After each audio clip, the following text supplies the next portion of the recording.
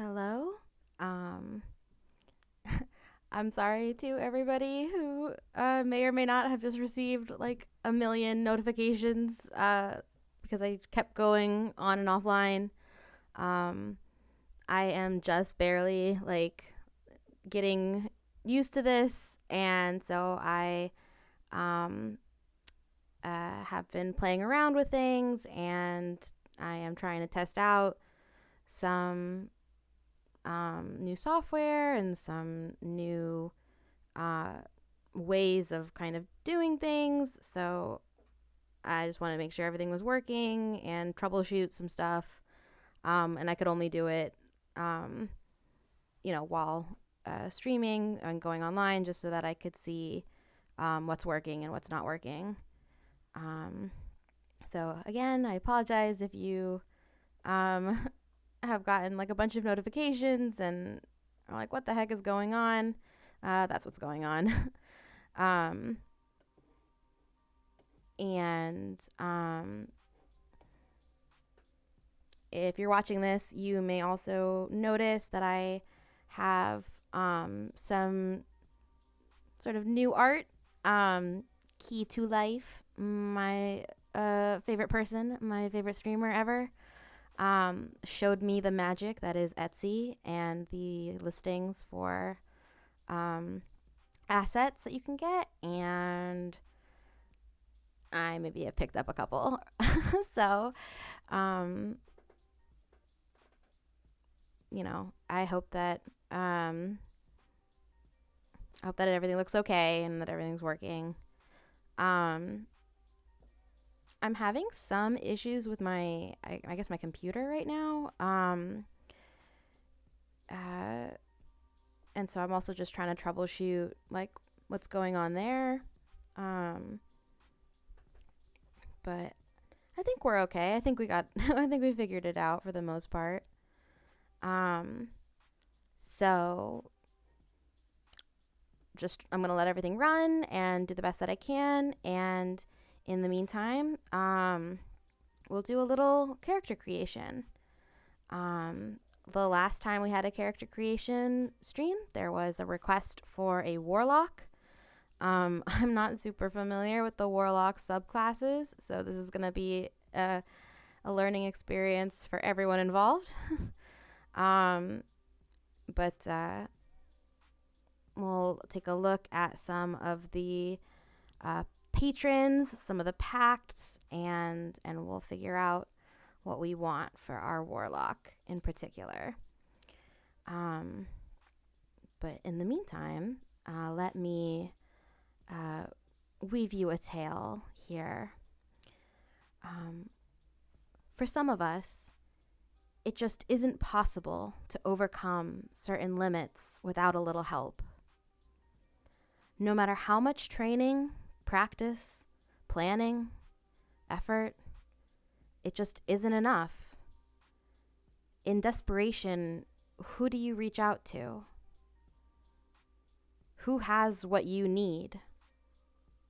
A trusted friend, a teacher or mentor, a king, a god, or someone else, something else. When you cry out, alone in the dark, does it matter who answers?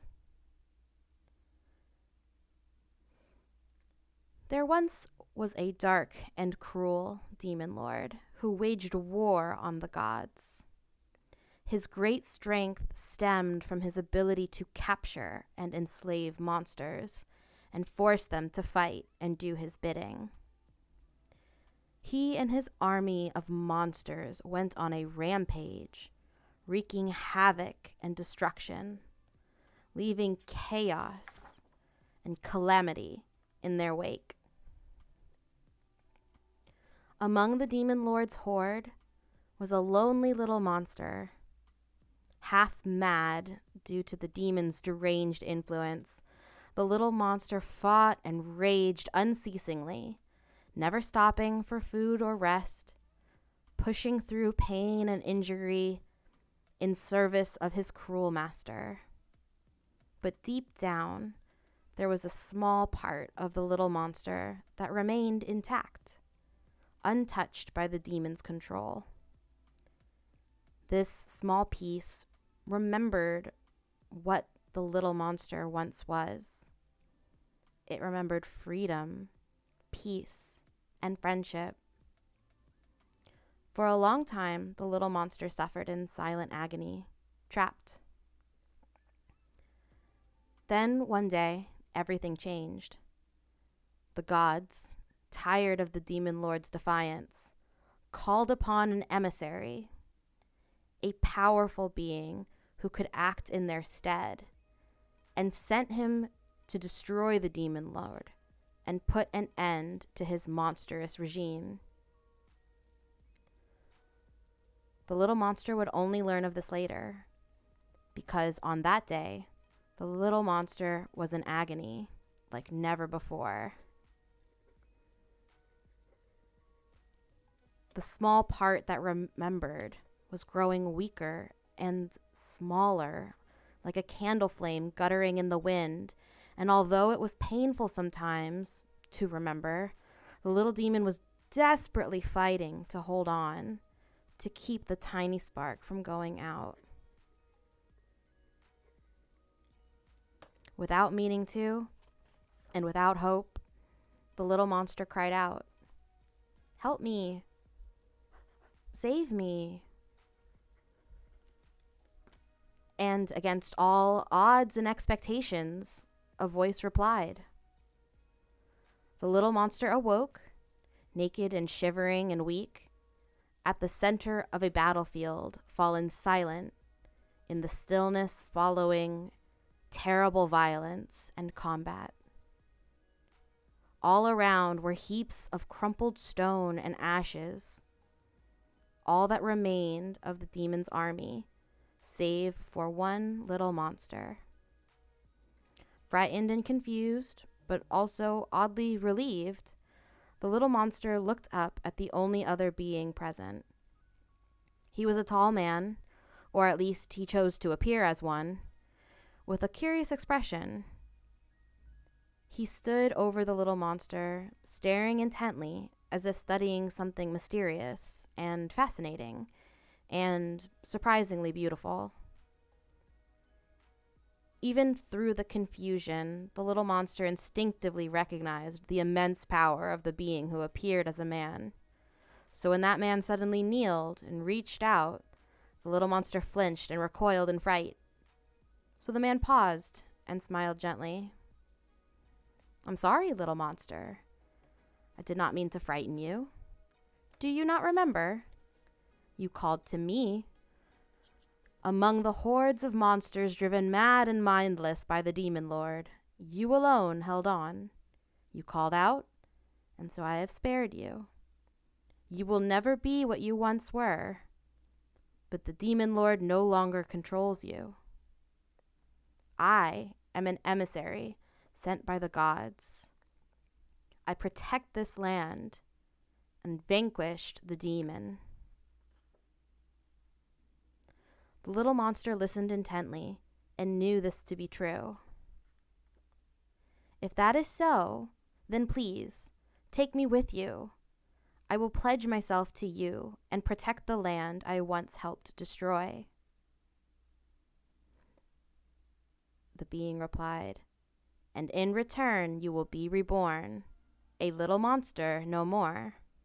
I will share with you my power, and you will share my purpose."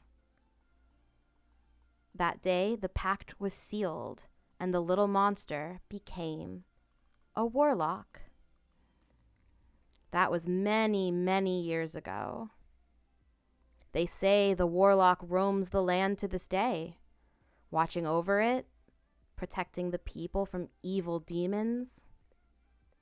They say on a moonless night, when danger lurks in the dark, you can catch a glimpse of the warlock's magic, flashing and flickering like a candle flame in the night.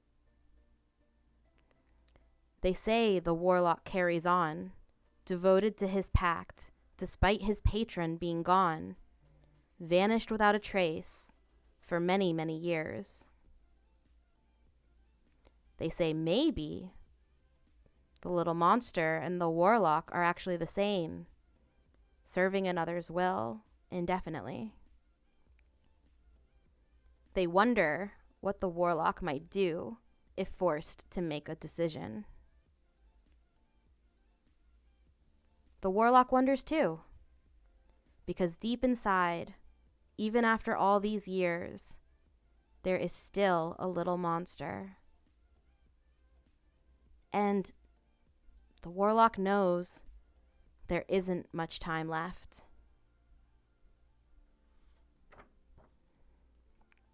Now, to build our warlock,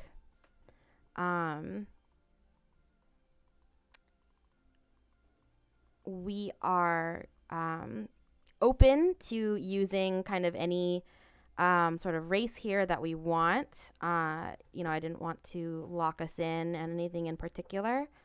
Our bard was a human. I tend to pretty heavily favor humans. Again, because of that flexibility. But in the case of our warlock here, I would also be kind of open to potentially looking at, I think thematically, some of the smaller races, like the dwarf or honestly even the halfling. I am pretty sure, I could be wrong. Again, I am not as familiar with warlocks as I am with some of the other classes. But I believe that the warlock's magic scales with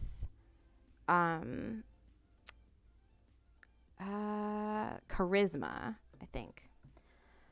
So I think a halfling with their high charisma might make a good choice and kind of play into that theme of our little monster sort of being small and relatively weak without the magic of the patron or the power of the patron that sort of gives them their abilities. Let's take a look here. And of course, it is all the way at the end, right before wizard. Here we go. Okay. Right after wild mage and right before wizard. So let me make sure that I am correct about this.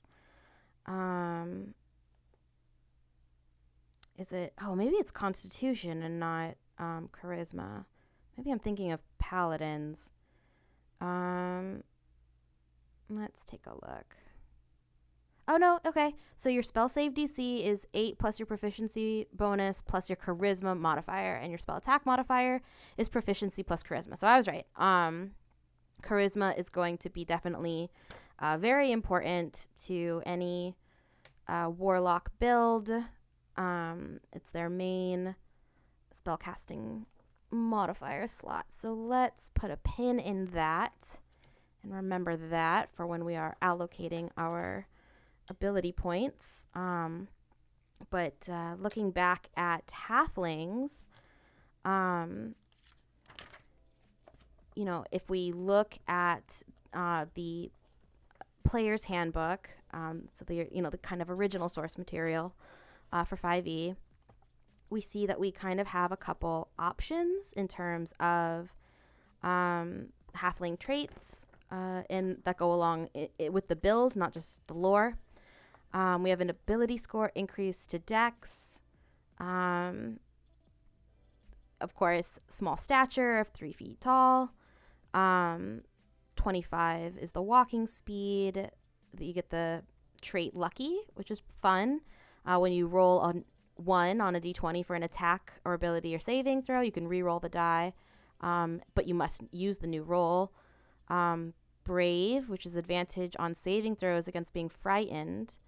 Halfling nimbleness, so you can move through space of any creature that is a size larger than yours. Oh, excuse me. And ability score increase for the Lightfoot subrace in particular. You get a +1 to your charisma, and you are naturally stealthy. You can attempt to hide even when you are obscured only by a creature that is at least one size larger than you. And that's kind of the one we would be interested in. The other one is Stout, which is a Constitution score increase and advantage on saving throws against poison and resistance to poison damage.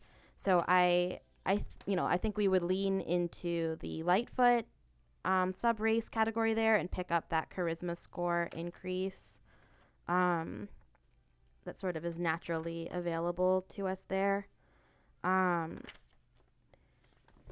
Another option, if we want to kind of stay with the small stature and kind of lean into that concept, would be potentially a gnome. As far as I know, there is the general gnome traits. You get an intelligence ability score increase, in place of the dex that the halflings get. About the same size category, about the same speed, but instead of getting lucky, brave, and halfling nimbleness, of course, you're going to get dark vision, gnome cunning, and access to these sub-races of the forest gnome, which gives us a dexterity score bonus, along with natural illusionist, so the ability to cast minor illusion as a cantrip, and speak with small beasts, which I think is pretty interesting. The other sub-race available is the rock gnome, which is a constitution increase, but also comes with artificer's lore and tinker. I definitely think that this one is leaning into, definitely being like an artificer or alchemist or, somebody who is working on gadgets all the time. In addition to that, moving away from the size reference, we've also got half-elves. So the benefit of picking the half-elf in this case would be that as their ability score increase trait, they get a +2 to charisma, and 2 other ability scores of your choice increase by 1. So that is pretty powerful. It gives us that charisma bonus that we're kind of looking for.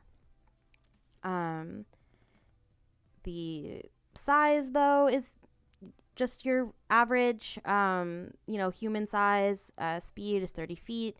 You get dark vision, Fey ancestry, which is saving throws against being charmed and can't be put into a magical sleep. Skill versatility, which is proficiency in 2 skills of their choice. So it would mechanically give us that greater advantage to the charisma score. But in terms of like the racial features or traits, there's a little bit less to work with, because of the trade-off there of having that charisma bonus, the proficiency, that sort of thing, that comes with that.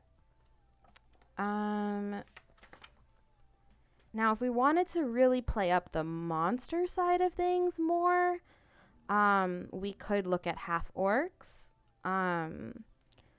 Not really a stat that we're super interested in. They have a constitution bonus to their ability. But they come with some pretty interesting racial traits. There's the menacing trait, so proficiency in intimidation. The relentless endurance. When you are reduced to 0 hit points but not killed outright, you can drop to 1 hit point. Instead, you can't use this feature again until you finish a long rest. Savage Attacks, which is when you score a critical hit with a melee weapon attack, you can roll one of the weapon's damage die on one additional time and add it to the extra damage of the critical hit. I mean, I really think that, I definitely think that all of these lend themselves pretty well to the part of the backstory where, they're fighting constantly and just being pushed to their absolute limit.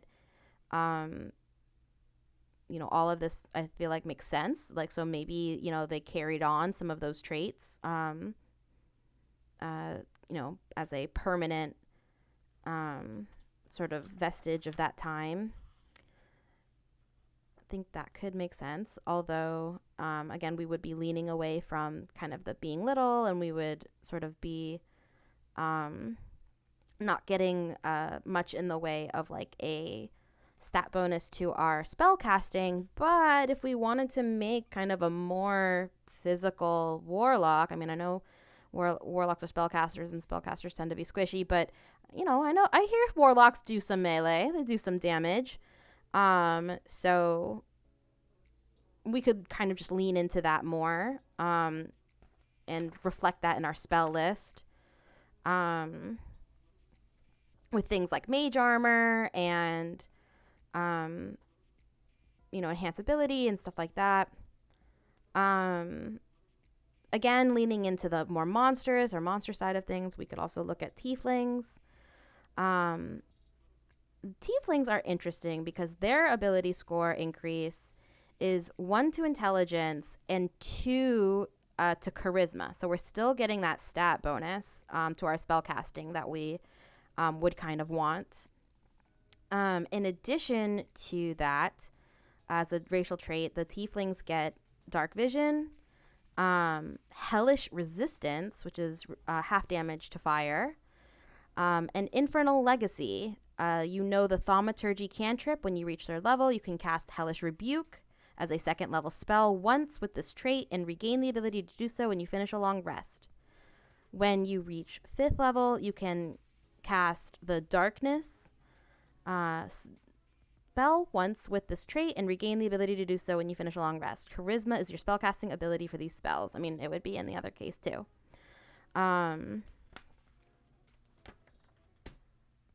So I don't know. I think that it is kind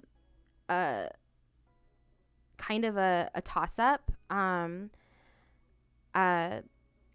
I'm sort of between tiefling and I think I'm leaning more towards halfling, in terms of if we wanted to go pick a small being, and kind of focus on that. And then take Lightfoot as the sub race.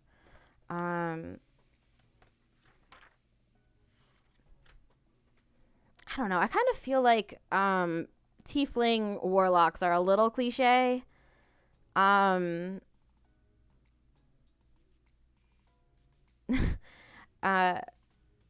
Just because the whole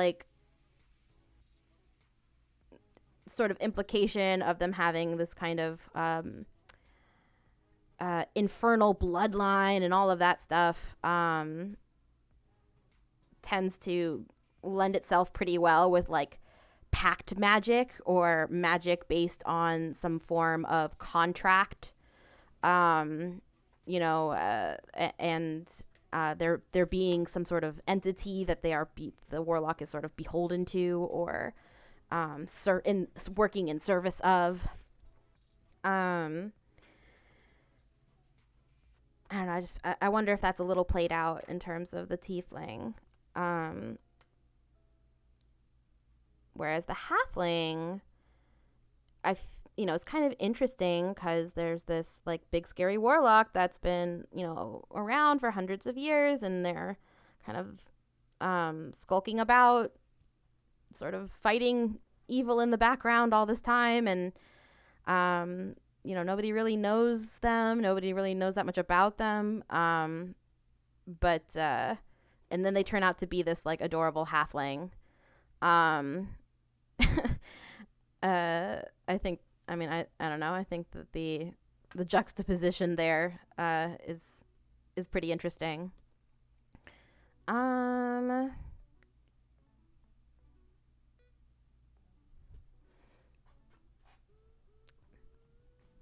I'm so indecisive. And if this were like a regular stream night, for like once things are a little bit more um planned out and running a little bit more smoothly, this might be a good moment for where I would ask like, hey, what do you guys think? What do you want to, which race do you think would be better?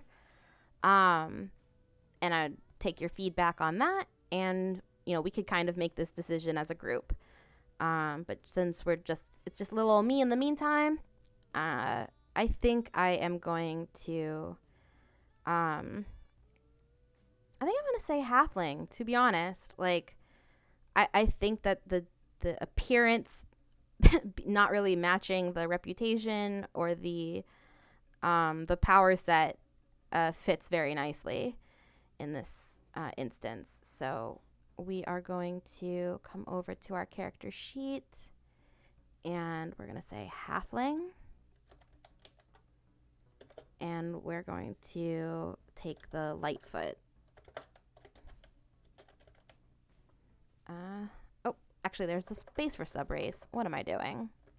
And I can't spell. Here we go. Halfling. And for our subrace, we are going to say Lightfoot. Okay. I know that during my last test stream, we were having an issue with the size of the character sheet in the screen. So, if anybody watching or watching this like wants to just let me know eventually if the size is okay, if the information is readable on screen, that would be great. Just so that I get an idea of how this looks to y'all. But again, this is just a little test stream, so we can always kind of troubleshoot that later. Moving on. So we are talking a halfling of the Lightfoot subrace. So let's go ahead and add in some info with regards to that. Since we are going to get the we'll save the ability score modifications until we're actually ready to allocate our points. We'll use the standard array, just like we did for the bard, just because that simplifies and kind of streamlines things. So we have dex increase by 2, and we have, I better put the speed in because I might forget that. So we have speed, which is 25 feet. In addition to that, okay, there's no spot for the size yet, but we'll get around to it. And then we definitely want,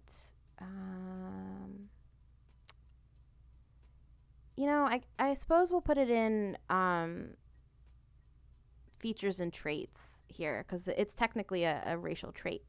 So we're going to put lucky. Oops, I can spell lucky.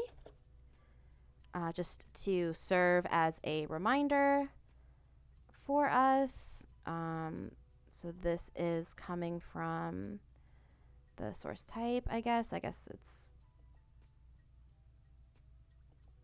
I guess we say halfling.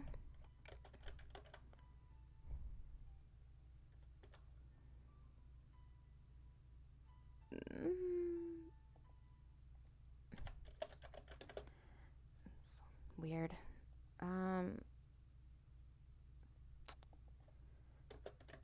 Like that, maybe?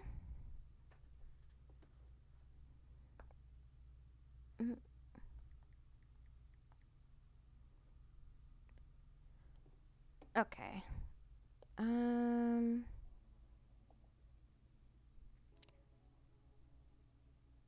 So let's just put in the pertinent information here. I'll just do a little copy what is right in the book. A1 on D20.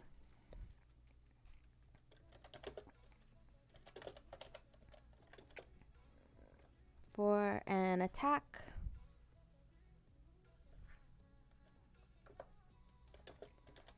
Ability check. Or saving throw. You can re-roll the die and must use the new roll. Okay.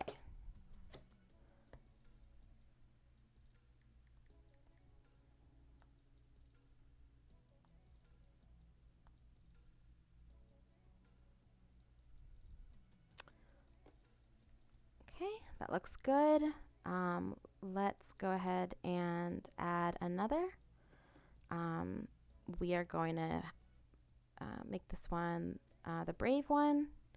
So give us that new. Yep, there you go. All right, so this one is, whoops, mistyped. Okay, brave. And once again, that is a racial trait. I did. Oh.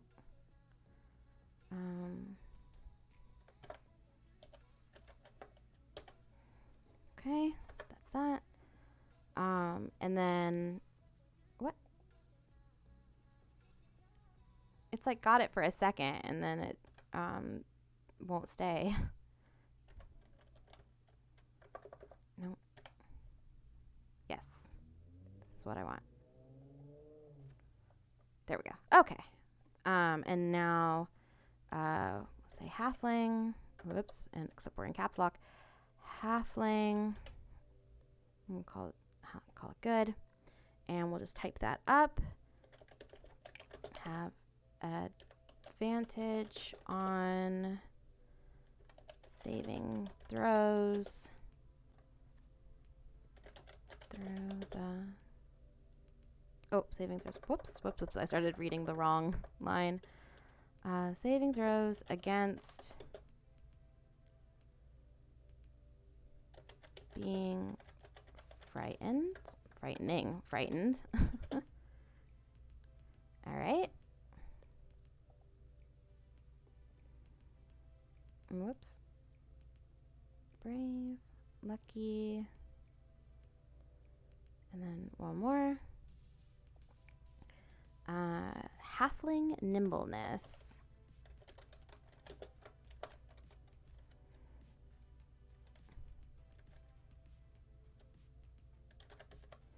Okay.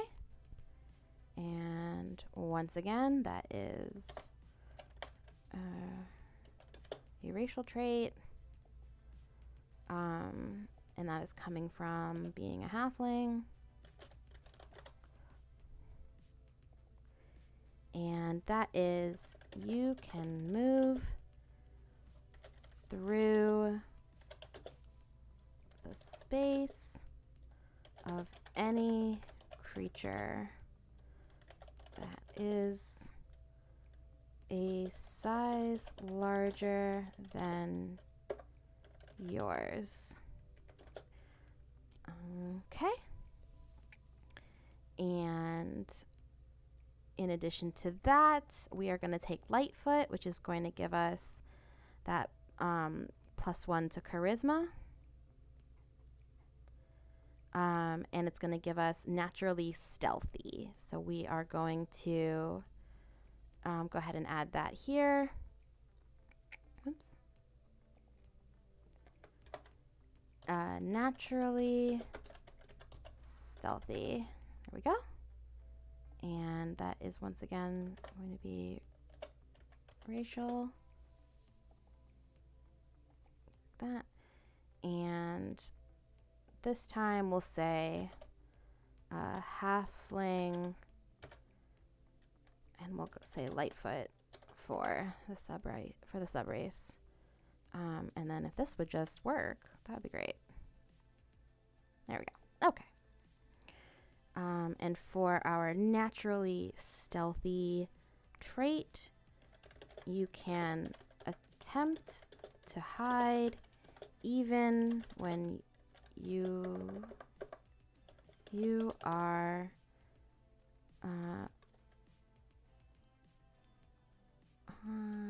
obscured only by a creature. Whoops, I can spell. Creature that is at least one size larger than you. Okay.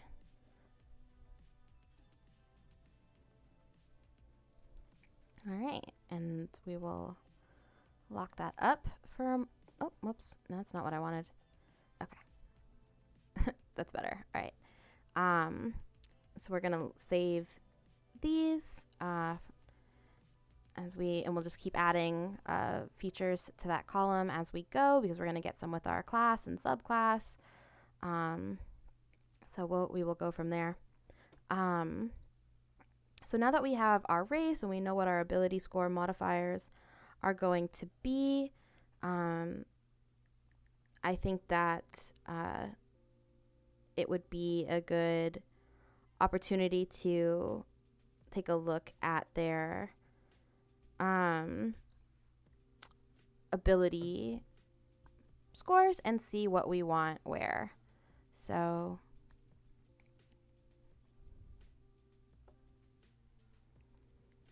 let's take a look at the array distribution and do that accordingly. So we have to play with a 15, 14, 13, 12, 10, and 8. I think that we want our charisma to be as high as possible, since that is our main spell casting modifier, and going to be kind of the fuel for our magic. So I am going to say 15 on that. And we're going to take that bonus with the charisma modifier from our racial trait and add that to our score. Now for warlocks in particular, yes, the proficiency bonus and stuff all comes from your charisma modifier, but there's definitely like your hit point, the point to be made for constitution for your HP, since warlocks can sometimes get into melee combat. There's also a argument to be made for wisdom, since that is the proficiency saving throws for a warlock. I'm leaning Constitution here, honestly. Like I feel like this character has to be tough. They've been through a lot, and I think that their resiliency is a sign of their Constitution. So let's go. This is maybe a bold choice here, but let's go Constitution for our second stat. So that will be our 14. And then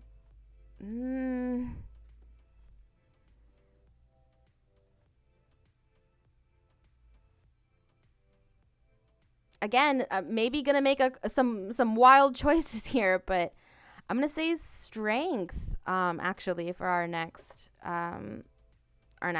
score. So with a 13, I'm gonna go into strength. Whoops, if it'll update. There it goes, 13.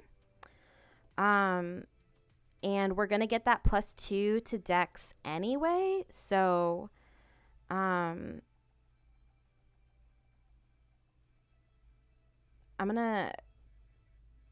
I say we'll do the next ability as Dex. So that would be where we would put our 12, but it's actually gonna jump up to 14.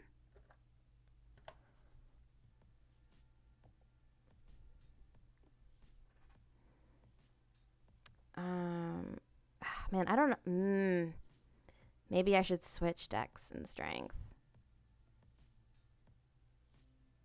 Get that Strength bonus first, and then Dex. No, this makes sense. This is fine. Everything's fine. And oh boy, intelligence and wisdom. Oh no. My poor Warlock. Let's go ahead and we don't really have much to do there. 10. And finally, 8. Oops, that did not take. There it goes. Okay. So I think that is our final ability scores. Maybe I'm insane. Who knows? But I think this is very fun. And again, the reason I wanted strength to not be quite so low is because I want to try and see if maybe we can make a slightly more melee combat oriented Warlock. And I feel like they might need some strength, although we'll see. So now that we have our ability points, our ability scores, and the corresponding bonuses worked out, our racial traits worked out, the last but not least thing to look at, well, okay, other than we're going to roll some hit points, we'll take care of that. So that is, let's see, hit dice is 3d8. Wow, it filled all that in for you. Nice. Hit points at first level is 8 plus our constitution modifier, which is 2. So that brings us to 10. And then for every level after first, so we're up to 2, we're going to add 1d8, aka 5, plus your constitution modifier. So we have 5 plus 2 and 5 plus 2, which is 7 per level. And that is going to bring us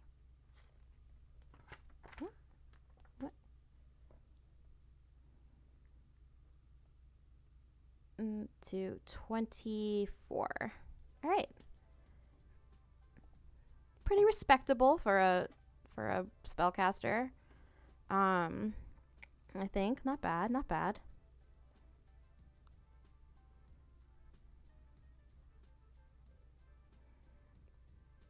Okay. And we don't have to worry about that yet. Okay.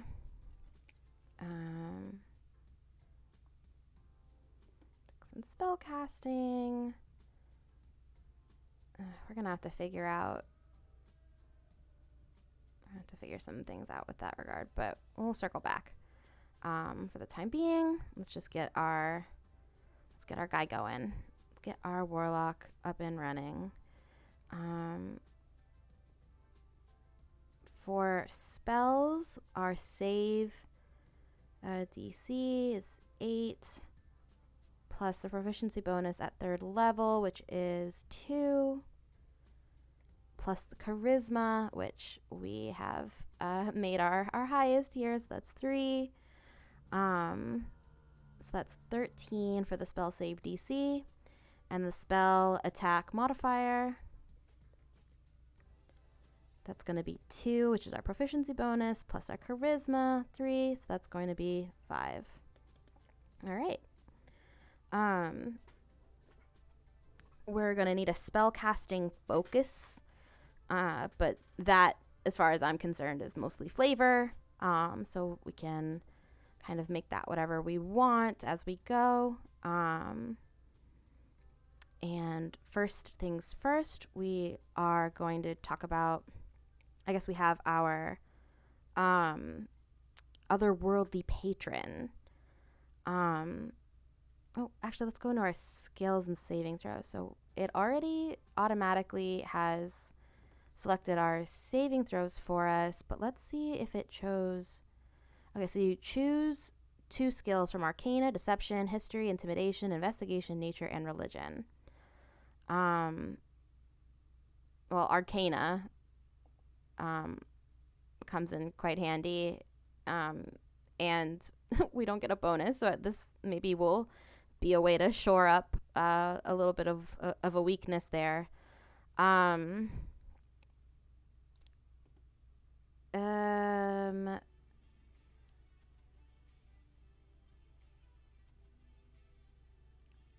Investigation, maybe? Just again to sort of give us a bonus where we in an area that we don't normally get one. And investigation comes in quite handy.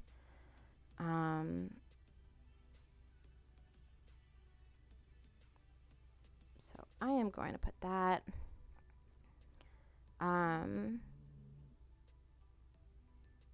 Just covering some bases that, are sort of vulnerable at the moment.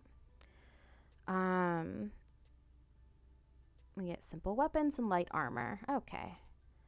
So our otherworldly patron, at first level, you have struck a bargain with an otherworldly being of your choice, the Archfey, a fiend, a great old one, each of which is detailed at the end of this class description. Your choice grants you features at first and again at 6th, 10th, and 14th level.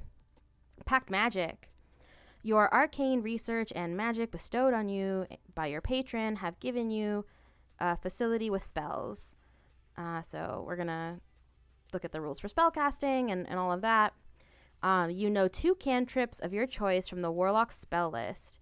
You can learn additional Warlock cantrips of your choice at higher levels based on the Warlock table. So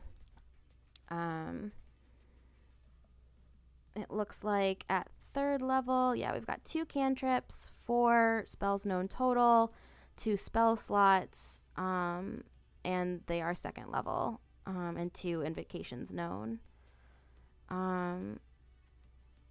Okay, so I guess we get to pick those. The Warlock table shows how many spell slots you have to cast your Warlock spells of 1st through 5th level. The table also shows what the level of those slots is. All your spell slots are the same level. To cast one of your Warlock spells of 1st through 5th level, you must expend a spell slot. You regain all expended pact magic spell slots when you finish a short or long rest. Okay. So, for example, when you are 5th level, you have 2 3rd level spell slots. To cast 1 1st level spell, such as Witch Bolt, you must spend one of those slots and you cast it as a 3rd level spell. Interesting. Spells known of 1st level and higher. At 1st level, you know 2 1st level spells of your choice from the Warlock spell list. The spells known column of the Warlock table shows when you learn more Warlock spells of your choice of 1st level and higher. A spell you choose must be of a level no higher than what's shown in the table. When you reach 6th level, for example, you learn a new Warlock spell which can be 1st, 2nd, or 3rd level.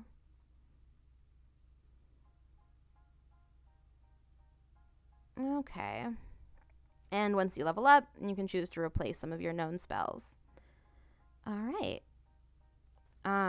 Eldritch Invocations. In your study of occult lore, you have unearthed Eldritch Invocations, fragments of forbidden knowledge that imbue you with an abiding magical ability. At 2nd level, you gain 2 Eldritch Invocations of your choice. Your invocation options are detailed at the end of the class description. When you gain certain Warlock levels, you gain additional invocations of your choice. All right. And of course, when you level up, you can once again choose to replace it. So at third level, we are looking at 2 invocations. And finally, we got Pact Boon. At third level, your otherworldly patron bestows a gift upon you for your loyal service. You gain one of the following features of your choice. Pact of the Chain, you learn the Find Familiar spell and cast it as a ritual. The spell doesn't count against your number of spells known. And when you cast the spell, you can choose one of the normal forms for your familiar or one of the following special forms: an imp, a pseudo-dragon, a quasit, or a sprite. Additionally, when you take the attack action, you can forego one of your own attacks to allow your familiar to make one attack of its own with its reaction. Interesting. Pact of the Blade. You can use your action to create a pact weapon in your empty hand. You can choose the form that this melee weapon takes each time you create it. You are proficient with it while you wield it. This weapon counts as magical for the purposes of overcoming resistance and immunity to non-magical attacks and damage. Your pact weapon disperses if it is more than 5 feet away from you for 1 minute or more. It also disappears if you use this feature again, if you dismiss the weapon, or if you die. You can transform one magic weapon into your pact weapon by performing a special ritual while you hold the weapon. You perform the ritual over the course of 1 hour, which can be done during a short rest. You can then dismiss the weapon, shunting it into an extra-dimensional space, and it appears whenever you create your pact weapon thereafter. You can't affect an artifact or a sentient weapon in this way. The weapon ceases being your pact weapon if you die, if you perform a 1-hour ritual on a different weapon, or if you use a 1-hour ritual to break your bond to it. The weapon appears at your feet if it is in the extra-dimensional space when the bond breaks. And finally, we have Pact of the Tome. Your patron gives you a grimoire called Book of Shadows. When you gain this feature, choose 3 cantrips from any class spell list. Ooh, my God. They needn't be from the same list. While the book is on your person, you can cast those cantrips at will. They don't count against your number of cantrips known. If they don't appear in the Warlock spell list, they are nonetheless Warlock spells for you. If you lose your Book of Shadows, you can perform a 1-hour ceremony to receive a replacement from your patron. The ceremony can be performed during a short or long rest, and it destroys the previous book. The book turns to ash when you die. Very interesting. So, and of course, all of that is going to be customized based on which patron we end up choosing. Now, in the lore, all we know about our patron is that they are a immensely powerful being and a quote-unquote emissary sent by the gods to destroy the demon's army and protect the land. And they fulfilled that function. They wiped out that entire horde, single-handedly. So clearly a being of immense power. But I deliberately was trying to be vague about exactly what the specific nature of the emissary is. Because I want to leave some flexibility in there to adapt to whatever patron we end up going with.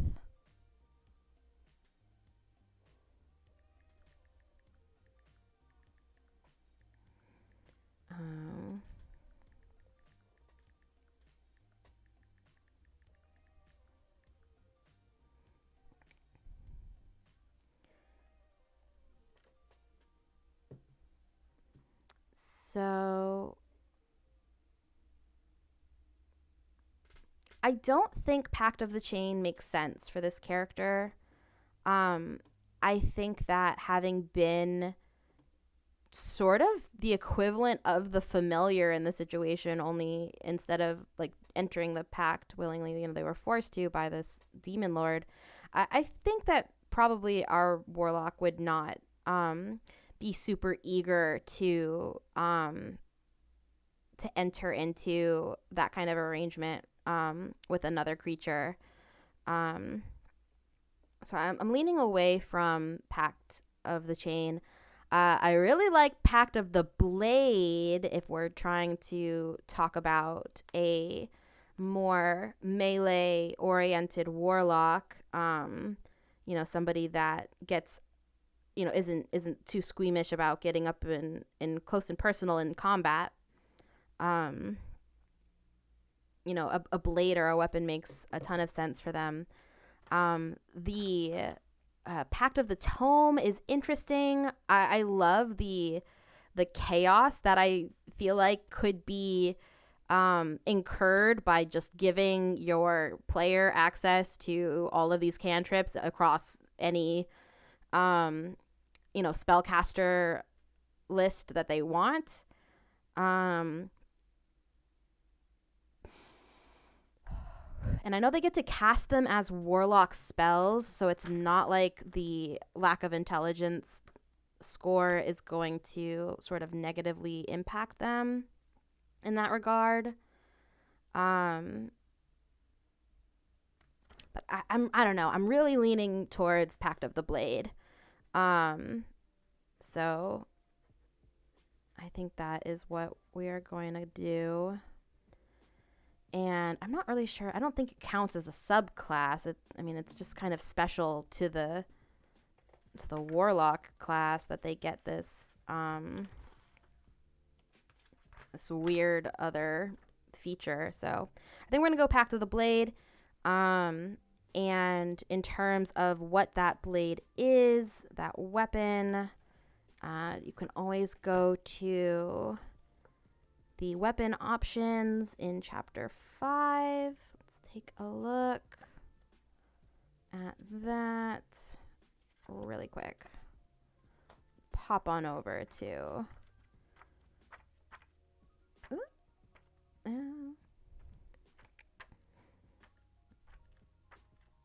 where? Nope, give me the weapons table. That is what I would like. Oh, we're at the trinkets table. We're getting warmer. And tools. Did I pass it? Nope, here, weapons. All right. So we are looking for any melee weapon.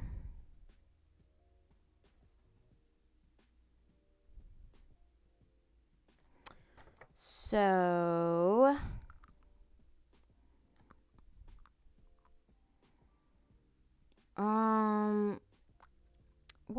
so in terms of melee weapons in the table, we've got simple, as in the club, dagger, great club, hand axe, javelin, light hammer, mace, quarterstaff, sickle, and spear.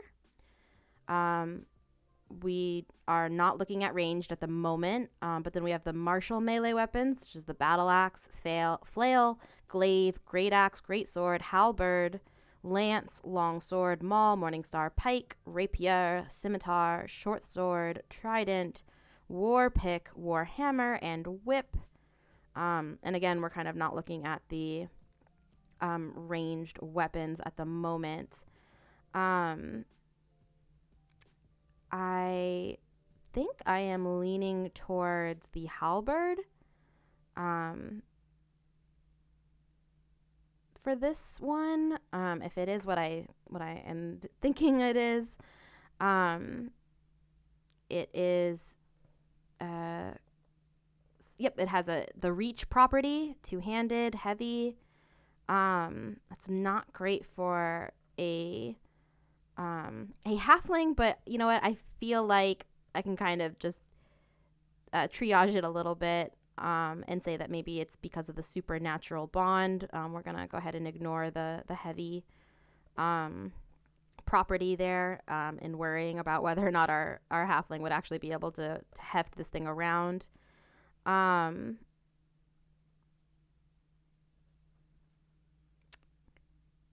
The trident is also kind of interesting to me. There's the lance, but I don't know. I think the halberd is what I am leaning towards.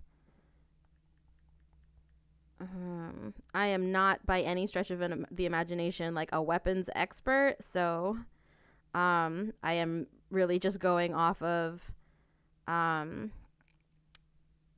my sort of video games knowledge and my D&D knowledge, and not really any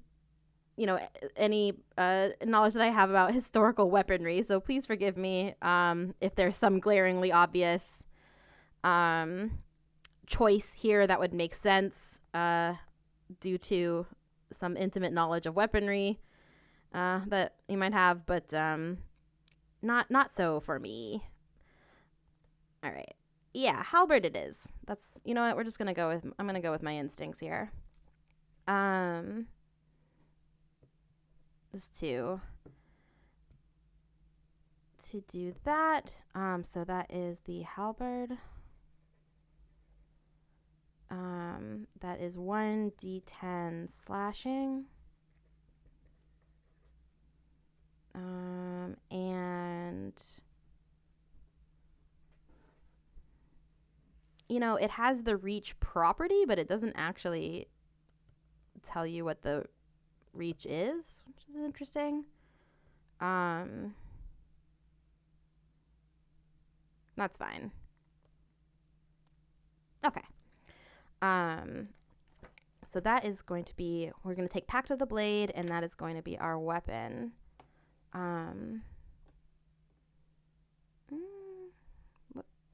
Okay.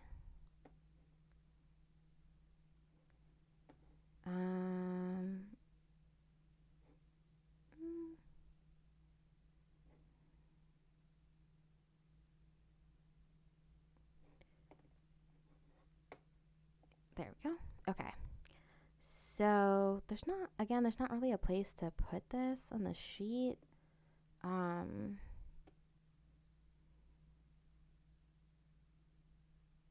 I guess maybe subclass, but I think that's also where you're supposed to put your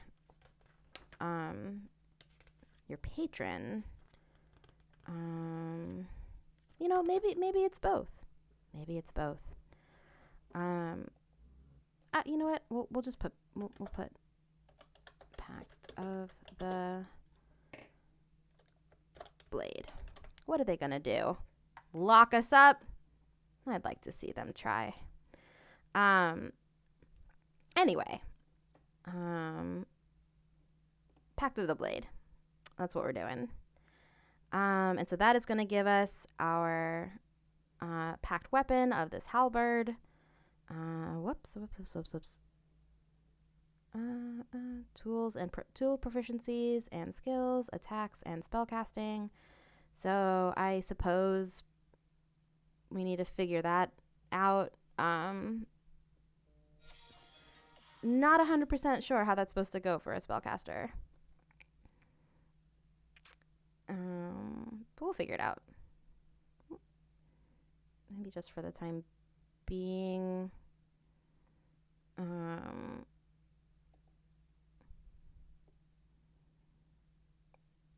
Try to. Oh boy.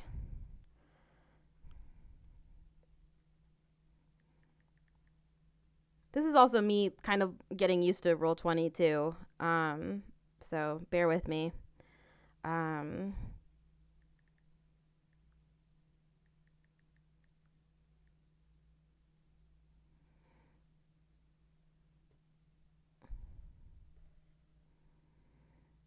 Okay.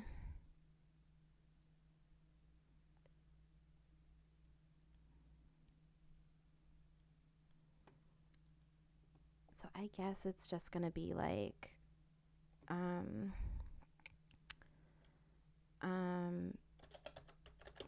basic attack. We'll just call it that. And you are proficient with it while you wield it. It counts as magical for overcoming resistance, so we are proficient. Do you still use strength, or does the warlock get to use charisma on account of being a warlock? Mm, mm, that part is unclear to me.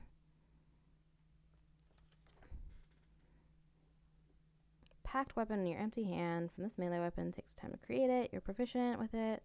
Counts as magical. For blah blah blah. You can transform it. You can make it disappear. You can make it reappear. But can you use your charisma instead of your strength? That is the real question.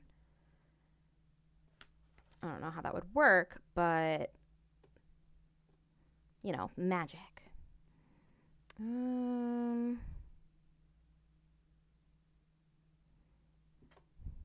Yeah, you know what?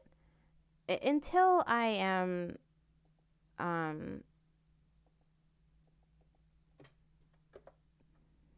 whoops.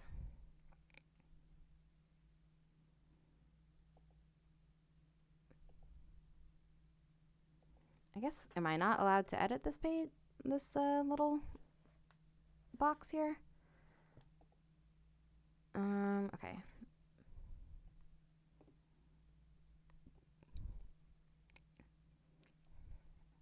I guess 3?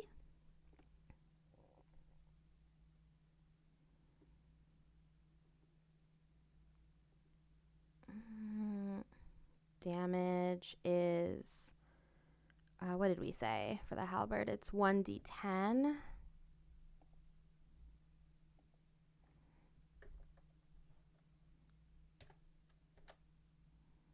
1d10, like that. And, oh yeah, okay. Like that.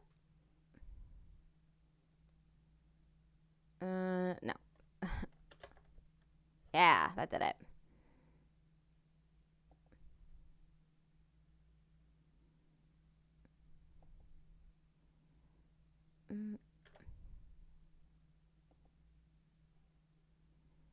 And it is slashing. I feel like this should be like that. Oh wait. Oh yeah, okay. Damage 2. We don't need the second. Oh wait, this is supposed to be okay. Okay, I see how this is now. This is supposed to be proficiency. Whoops. Oh boy. Going all over the place. Going rogue. I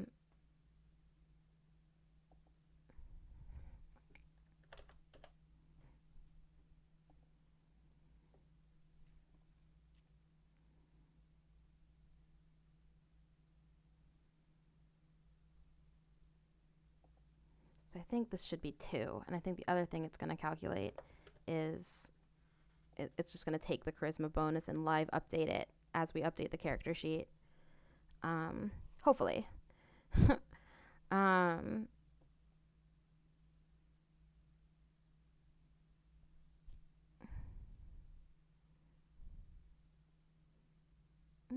then I don't think that there's any.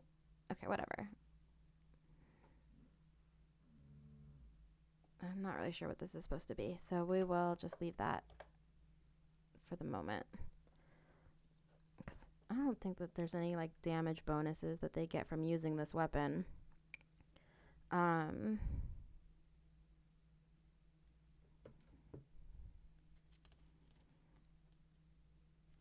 Other than, you know, that it counts as a magic weapon.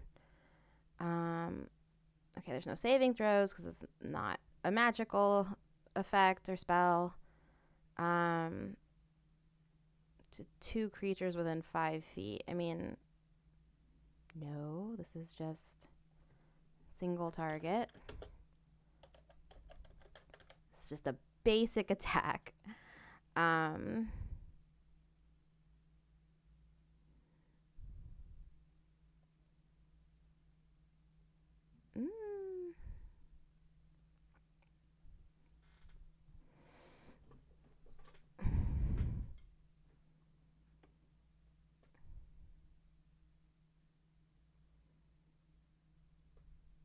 the damage is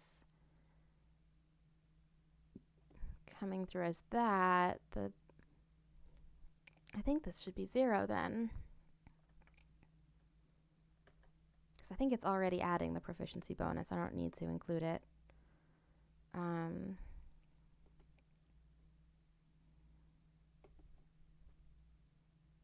Yeah, so that makes it 5. So that's 3 plus proficiency bonus of 2. Okay. That's still, I mean, that's pretty good at 3rd level. Whoops. We're all over the place. No saving throws, none of that. So we are done here with this one, at least.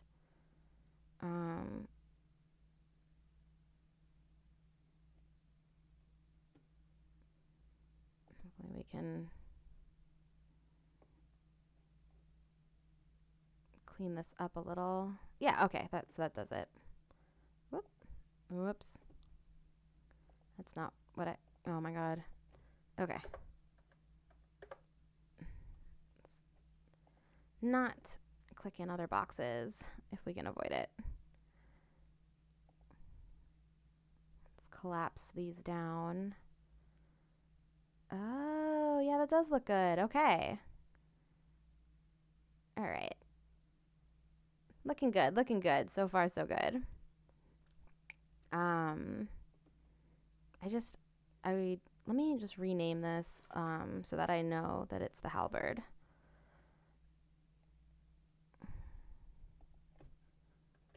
Halberd attack. Okay.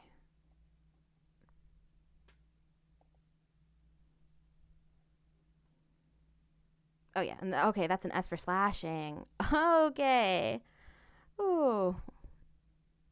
That took me way too long, but I got there in the end.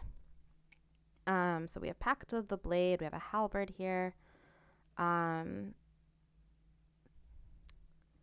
As our magic summonable weapon.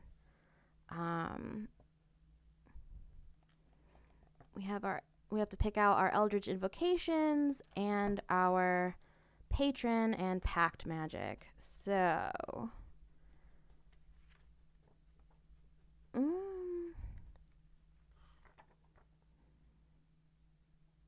I know we're doing this all out of order, but let's kind of double back now. Let's pick our Patron and our Pact Magic. So, the Player's Handbook kind of offers up the Archfey, the Fiend, and the Great Old One as our potential patrons. And, you know, like I said, our emissary is kind of this mysterious figure. We don't really know what he is or was, other than that he was extremely powerful and, you know, tasked with protecting the land by the gods. I feel like that makes us want to kind of stay away from things like the Fiend. If for no other reason than a lot of the pact magic there, the Dark One's Blessing, you gain temporary hit points based on your charisma modifier and warlock level. Dark One's Own Luck at 6th level. You can call your patron to alter fate in your favor. You make an ability check or saving throw. You can use this feature to add 1d10 to your roll. Fiendish Resilience and Hurl Through Hell are also like at later levels. At 10th level, you can choose a damage type to gain resistance to. 14th level, when you hit a creature with an attack, you can use this feature to instantly transport the target through the lower planes. The creature disappears and hurtles through a nightmare landscape. Yikes. So I just feel like that would make more sense for maybe like when they were a monster. I do kind of like, though, that the expanded spell list for the Fiend gives us Burning Hands, Scorching Ray, Fireball, Fire Shield, Wall of Fire, and Flame Strike. I feel like sort of serendipitously when I was writing the backstory, there was some fire imagery evoked, and definitely into the lore is this idea that the people who the Warlock protects, kind of in the dead of night, never really see anything other than the flickering of their Warlock magic, which if they're casting fire spells kind of also makes sense. In terms of what I think makes sense for the characterization of the emissary, I kind of feel like the Archfey would make sense, since they are a creature of legend who holds secrets, forgotten before the mortal races were born. This being's motivations are often inscrutable, and unknowable. I sort of feel like this makes sense in that this could be a being whose alignment isn't automatically like sort of nefarious, but could be somebody who the gods would call upon to protect a land or an area, like if they were like the Archfey lord or lady of that area. It might fall to them to fix this problem.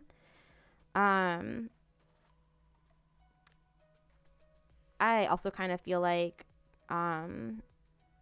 making pacts and contracts and stuff is pretty in line with an Archfey. A fiend too, but, the Fae love their word games and puzzles and such, so I feel like this makes sense. The Archfey's expanded spell list, you get Fairy Fire, which kind of goes into that flickering or lighting effect. Calm Emotion, Phantasmal Force, Blink, Plant Growth, Dominate Beast, Greater Invisibility, Dominate Person, and Seeming. And again, this just does not really match what I want to go for. Like, Calm Emotions is sort of on the fence, but Dominate Beast and Dominate Person, I think, totally go against anything that our Warlock would want. But in terms of the pact magic, you get Fey Presence. So starting at first level, your patron bestows upon you the ability to project the beguiling and fearsome presence of the Fey. As an action, you can cause each creature in a 10-foot cube originating from you to make a wisdom saving throw against your Warlock spell save DC. The creatures that fail their saving throws are all charmed or frightened, your choice, until the end of your next turn. Once you use this feature, you can't use it again until you finish a short or long rest. It is what it is. Misty Escape, starting at 6th level, you can vanish in a puff of mist in response to harm. When you take damage, you can use your reaction to turn invisible and teleport up to 60 feet to an unoccupied space you can see. You remain invisible until the start of your next turn or until you attack or cast a spell. Once you use this feature, you can't use it again until you finish a short or long rest. I mean, I guess. Not thrilled with that one either. Beguiling Defense. Beginning at 10th level, your patron teaches you how to turn the mind-affecting magic of your enemies against them. You are immune to being charmed, and when another creature attempts to charm you, you can use your reaction to attempt to turn the charm back on that creature. That creature must succeed on a wisdom saving throw against your Warlock spell save DC or be charmed for 1 minute or until the creature takes any damage. And finally, we have Dark Delirium. You can plunge a creature into an illusory realm. As an action, choose a creature that you can see within range. It must make a wisdom saving throw against your Warlock spell save DC. On a failed save, it is charmed or frightened for 1 minute or until your concentration is broken. This effect ends early if the creature takes any damage. Until this illusion ends, the creature thinks it is lost in a misty realm, the appearance of which you choose. The creature can see and hear only itself, you, and the illusion. You must finish a short or long rest before you can use this feature again. Again, none of those are really speaking to me. I'm not really excited about any of them. So even though lore-wise, I think the Archfey kind of makes sense as being a potential identity for our emissary. Mechanically, it's just not where it's at for me. Finally, we have a Great Old One. Your patron is a mysterious entity whose nature is utterly foreign to the fabric of reality. It might come from the far realm, the space between beyond reality, or it could be one of the elder gods known only in legends. Its motives are incomprehensible to mortals, and its knowledge so immense and ancient that even the greatest libraries pale in comparison to the vast secrets it holds. The Great Old One might be unaware of your existence or entirely indifferent to you, but the secrets you have learned allow you to draw your magic from it. So this is your like Cthulhu flavored kind of outsider.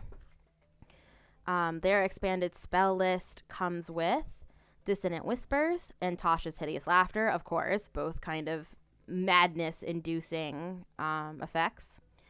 Detect Thoughts, Phantasmal Force, Clairvoyance, Sending, Dominate Beast, Avard's Black Tentacles, of course, Dominate Person, and Telekinesis.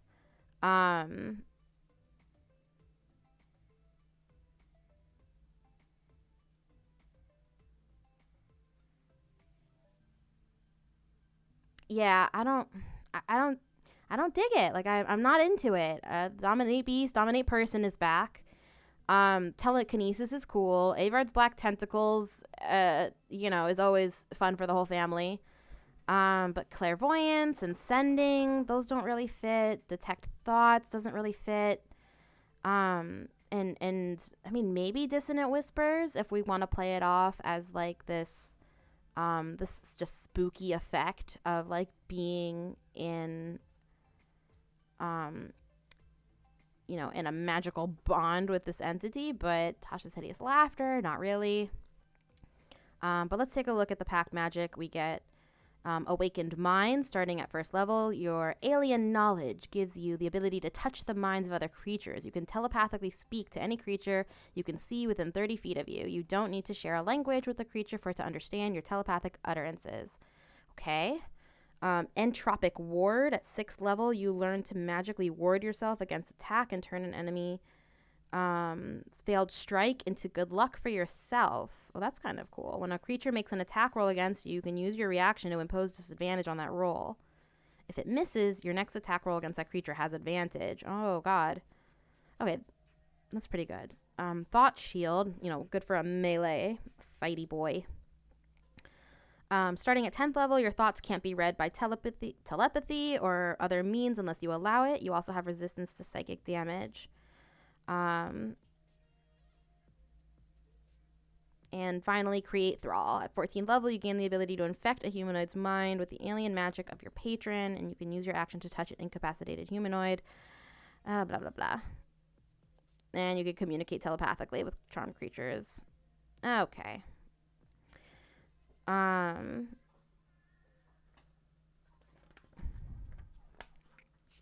didn't really help me narrow it down.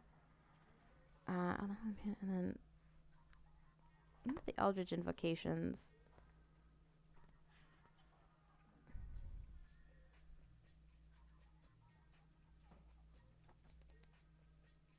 Let's take a look. So, if an Eldritch Invocation has prerequisites, you must meet them to learn it. You can learn the invocation at the same time that you meet its prerequisites. A level prerequisite refers to your level in this class.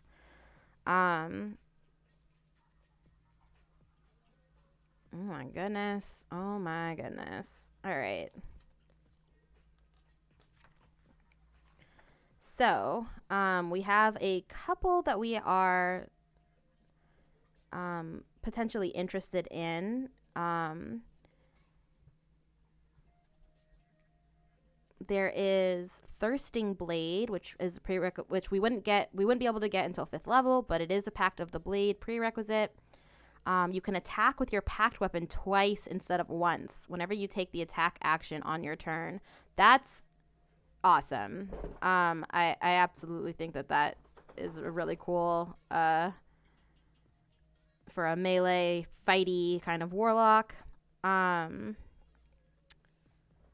In terms of kind of what else might be possible, at 12th level you get Life Drinker, which sounds horrible. When you hit a creature with your packed weapon, the creature takes extra necrotic damage equal to your charisma modifier. Again, extremely powerful for a melee caster here. And then there's a couple that don't have too many like particular requisites. There's Armor of the Shadows. You can cast Mage Armor on yourself at will without expending a spell slot or material components. Beast Speech. You can cast Speak with Animals at will without expending a spell slot. Beguiling Influence. Yeah,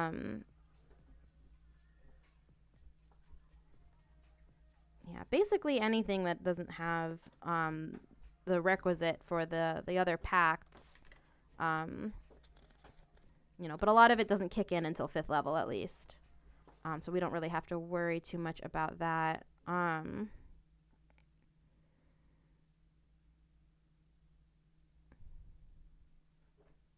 Other than the ones that require us to pick up a certain cantrip. So there's Agonizing Blast, which requires Eldritch Blast cantrip, which says when you cast Eldritch Blast, add your charisma modifier to the damage it deals on a hit. Oof. And like I said, Armor of the Shadows doesn't have a requisite. And there's a few others. Devil's Sight, you can see normally in darkness. Eldritch Sight, you can cast Detect Magic at will.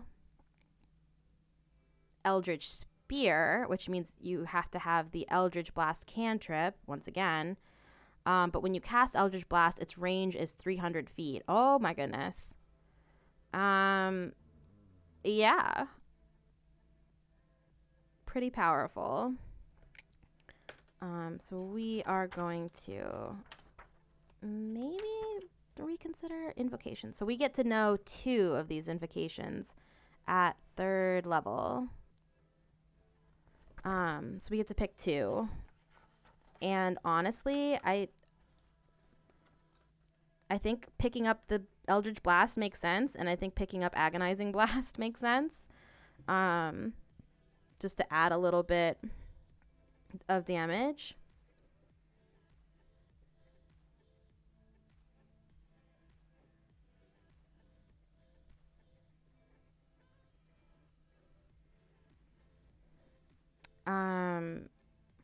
I'm thinking Armor of Shadows as our second.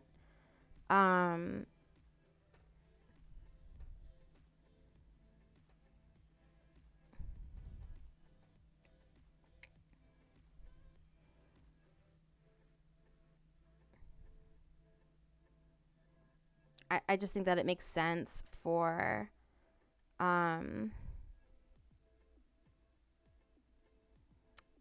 a very like melee focused spellcaster. They're gonna need that armor, so they're not just constantly taking hits.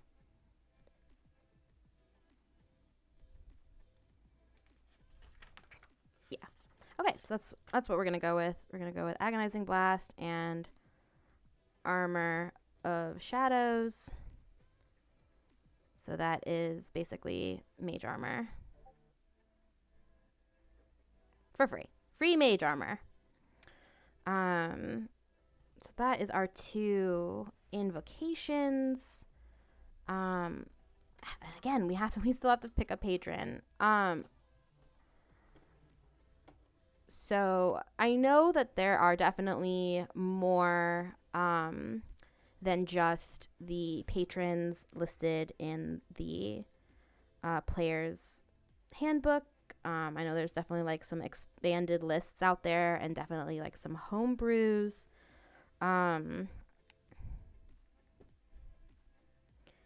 I know some other source material kind of has different patrons available for them too.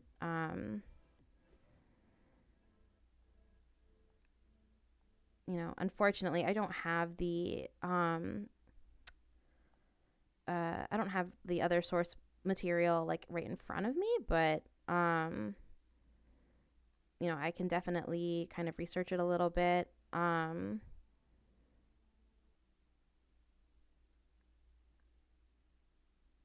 This is definitely like an area that there could be a lot of differentiation. So along the same lines of the Archfey, kind of in a similar vein, we have uh, the Celestial from Xanthar's Guide to Everything. And that might also lend itself really well to being like a divine emissary, or like, being sent by the some sort of higher power to intercede. Um,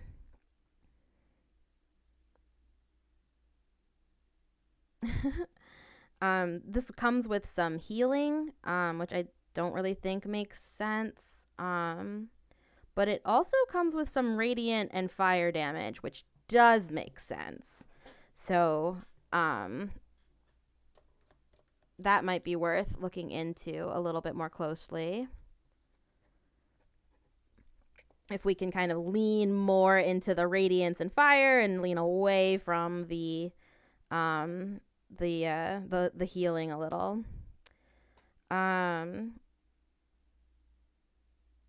So other than that, from Tasha's Cauldron of Everything, we have the Fathomless, some sort of aquatic creature. Seems like a little bit highly specialized to aquatic or a naval campaign. I hadn't really picked like a specific setting for, wherever this all took place. So, I mean, it certainly could be an option. It kind of looks like we get thunder wave, gust of wind, silence, lightning bolt. So we could kind of say that the flickering light is lightning instead of fire. That could also work. But you got control water, which is extremely situational. Bigby's hand is really useful, but again, not really what we're going for. So let us continue on.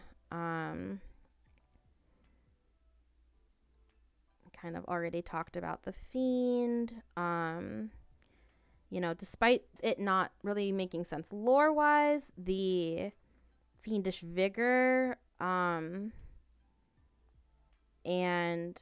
some of those physical traits, like, could come in handy, for a melee fighter.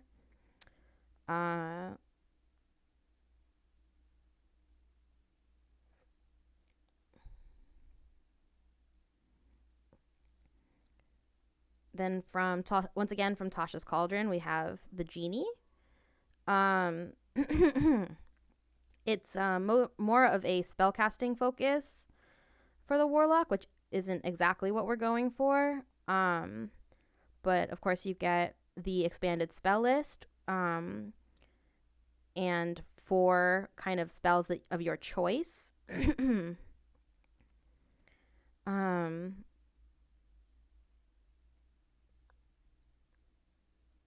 And I mean, that's very versatile. There's a lot you can do just by changing your choice of spells.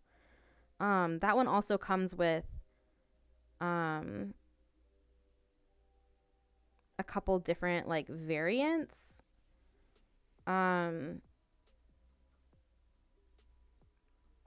So there's like Ifriti, who gives you a lot of good AoE damage and things like Burning Hands. Hex, Fireball, all of that kind of coming back into play. Flame Strike. Could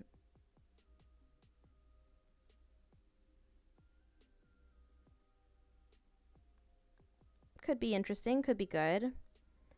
But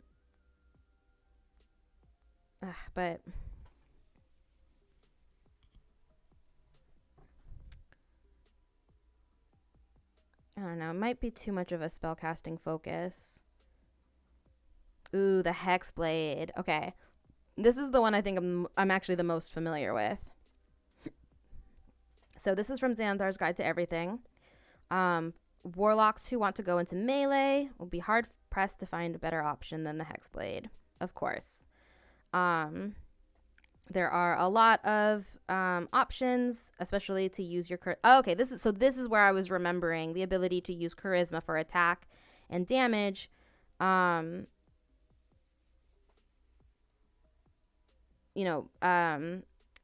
make it survivable and effective without kind of forcing the same stat splitting that multi-classing would have caused.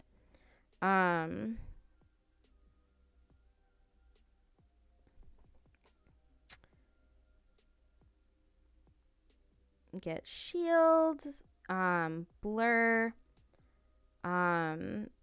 blink, phantasmal killer, banishing smite, and Hexblade's curse.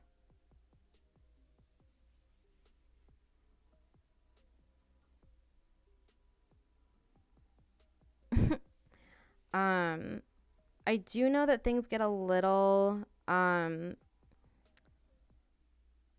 tricky with Hexblade because there's a lot of effects to keep track of, like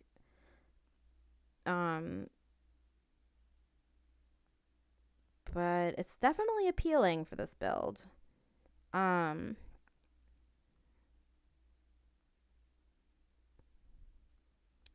undead, that doesn't really suit our needs. It's also a very spell focused build, and comes with a lot of like necrotic features. The Undying,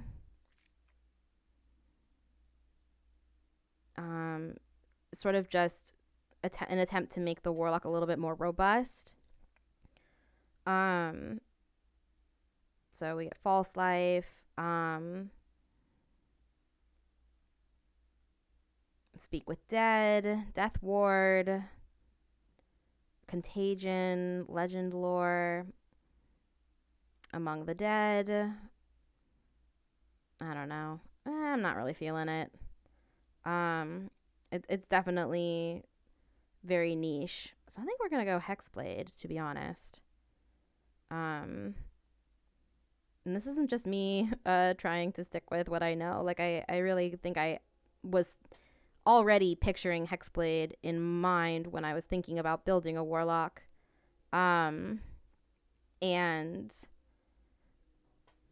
really, I was kind of confusing some of the features that they get with just general Warlock features. So let's bring up our Hexblade Warlock page here.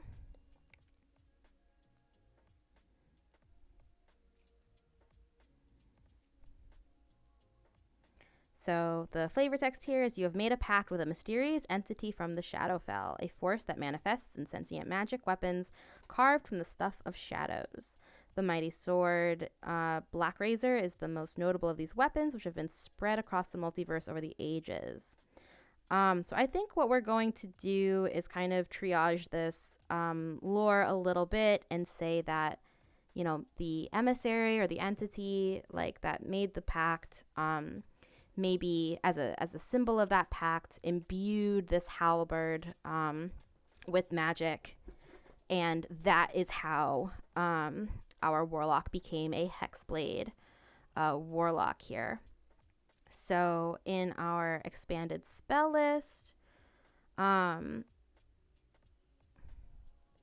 Warlock spell, the following spells are added to the Warlock spell list for you. So let's go ahead and add our Warlock spells that we're going to get at... Oh, boy. Let's see. What can we do right now? At 3rd level, we get 4 known spells, and they can be 2nd level.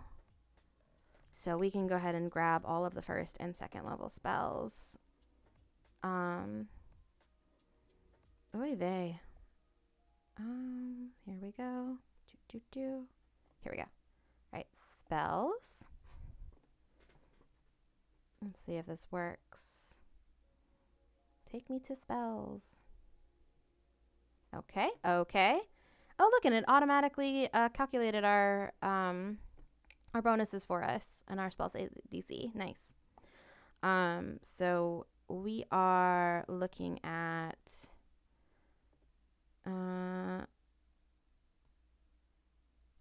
okay. Here we go. Not really streamlined for a warlock, but we will do our best. We're looking at dissonant. Oh wait, whoops, what am I? I just had a total senior moment and started typing based off of what's on the great old ones. So we have Shield and Wrathful Smite. Again, great for our Warlock here. And these all count as Warlock spells when we are casting them, so...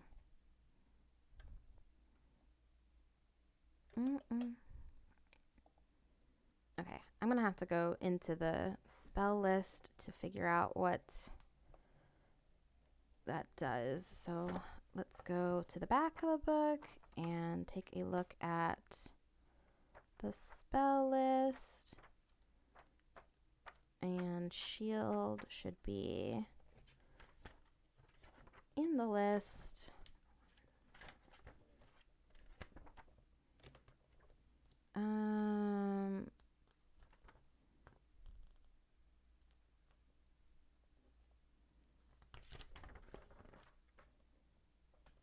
Here we go. Okay. Let's take a look. So shield is abjuration. Casting time is 1 reaction. Nice. When you are hit by an attack or targeted by a magic spell. So this is 1 reaction. Interesting. The range is to the self. The components are verbal and somatic. There is no 3rd component.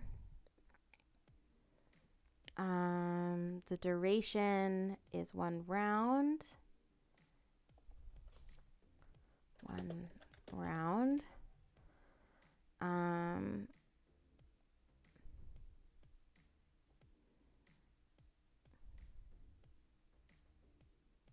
Oh my goodness. Okay. So, an invisible barrier of magical force appears and protects you until the start of your next turn.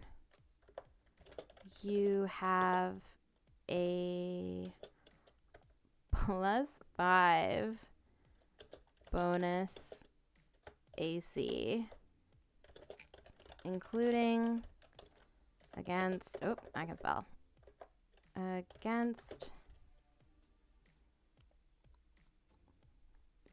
the triggering attack, and you take no damage from magic missiles specifically. Who hurt you? Why is it specifically magic missile? Okay, whatever. Okay.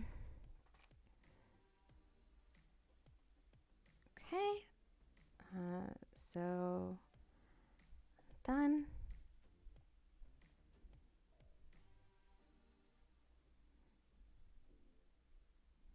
Whoop.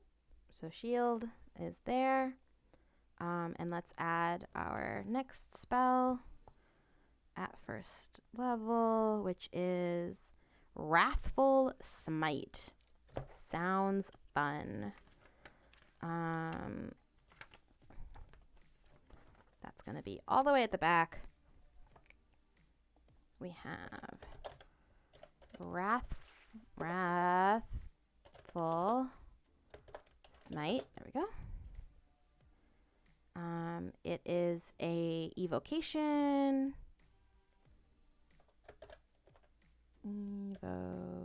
Yep, that's what we want.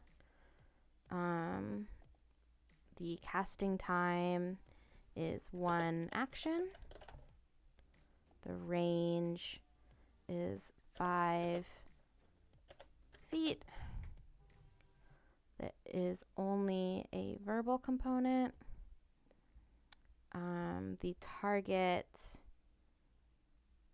I suppose, is the enemy. And oh wait, no, the range is the self. What am I was looking at the wrong thing. Oh man, and this one is also a bonus action. Oh my god.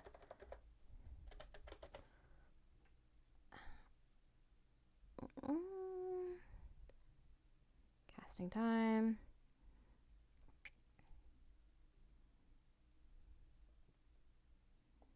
is 1. Oh, whoops.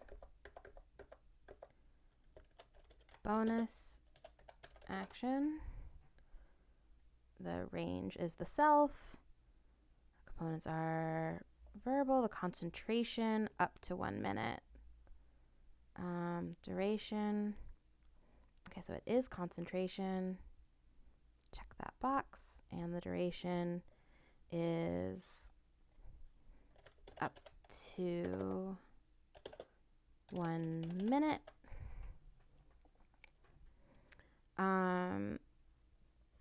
And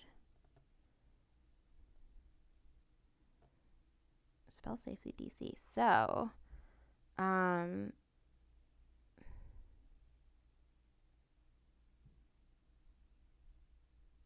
think we are wanting spellcasting ability. Okay, let's leave that alone for now because we're casting it as a warlock spell, so we get to use our charisma. So the next time you hit with a melee, weapon attack,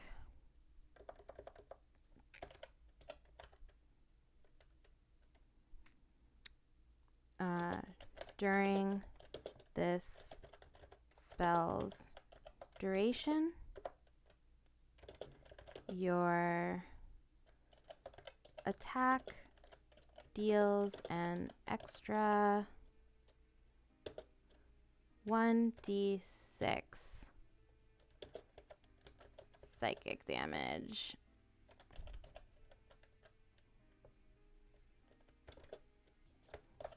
Additionally,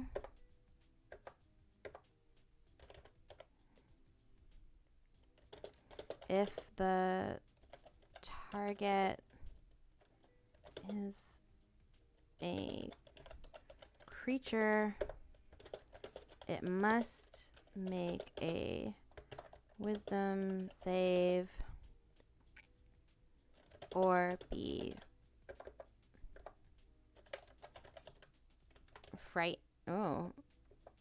frightened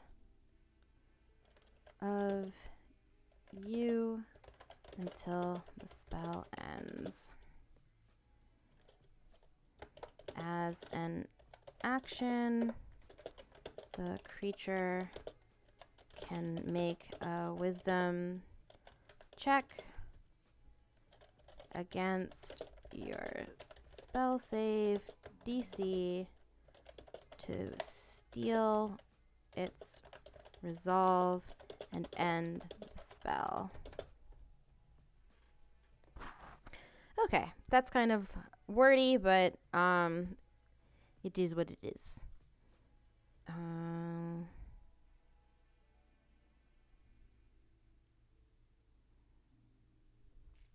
All right, so that one is done.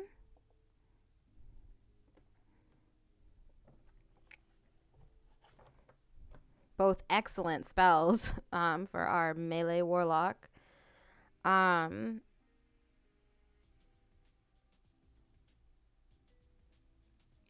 Next up, we are looking at our second level spells. So we have Blur and Branding Smite. At least these are going to be close together. They both start with B. So first, let's look at Blur.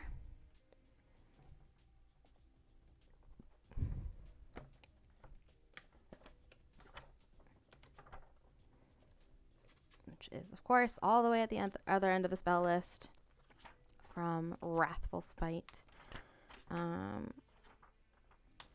Ooh, boy. All right. Blur, second level. Illusion.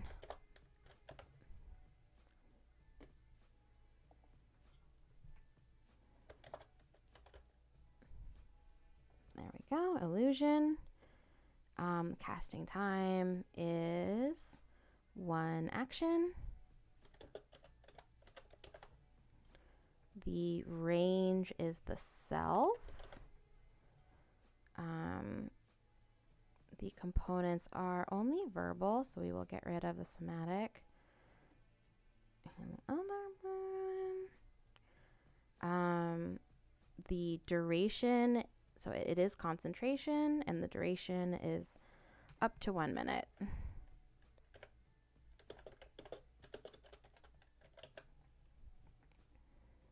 Okay.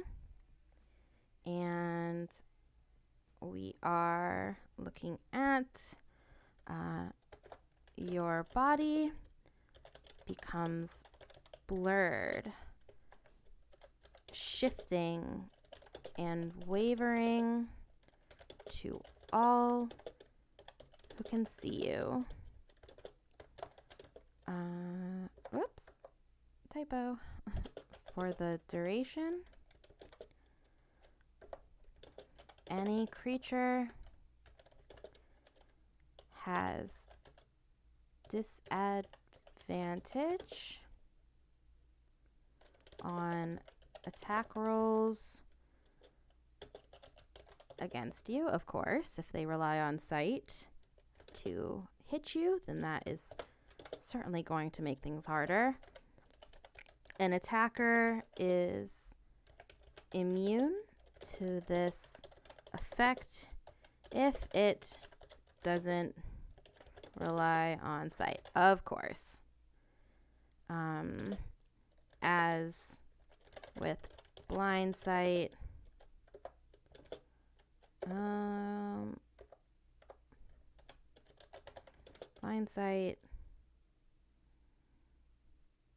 or can see through illusions with true sight. Okay. Very cool. So this is done.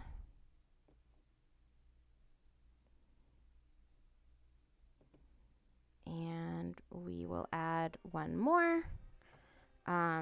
Since at 3rd level, that is the highest spells that we are capable of. So that is Branding Smite, which conveniently is the next one on the list. See, I told you guys that this would be close together. So we have BRAN, Branding Smite. It is a 2nd level illusion. Oh no, it's Blur. I was looking 2nd level evocation. That makes more sense. Evocation. Nope, that's transmutation. That is illusion. We want evocation. Evocation.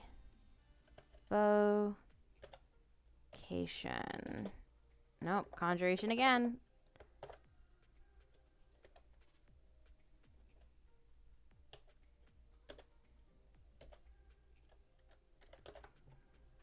Really not making this easy on me. Okay, it's not super important, I don't think. Casting time is 1 bonus action. The range is the self.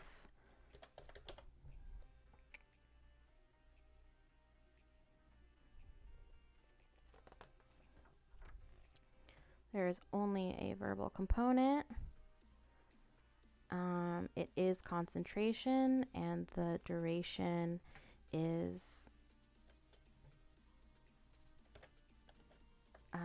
as we have seen a few times at this point, up to 1 minute.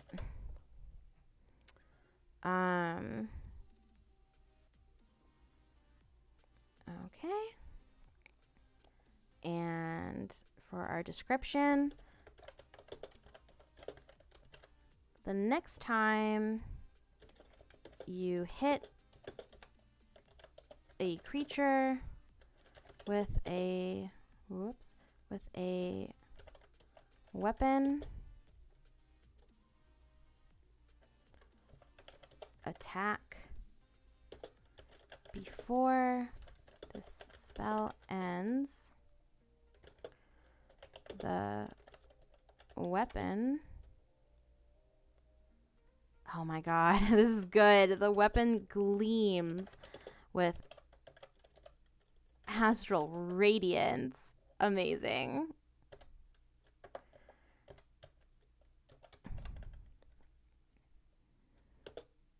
As you strike,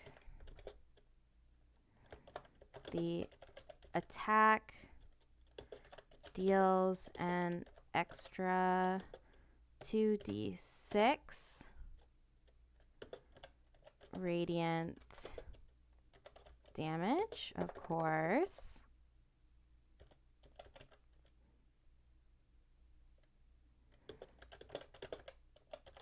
Target.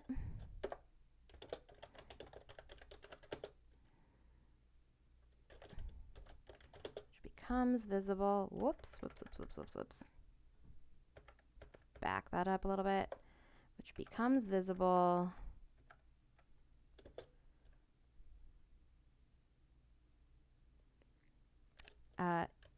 if it's invisible.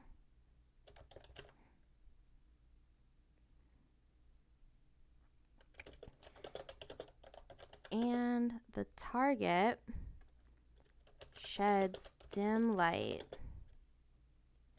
in a 5-foot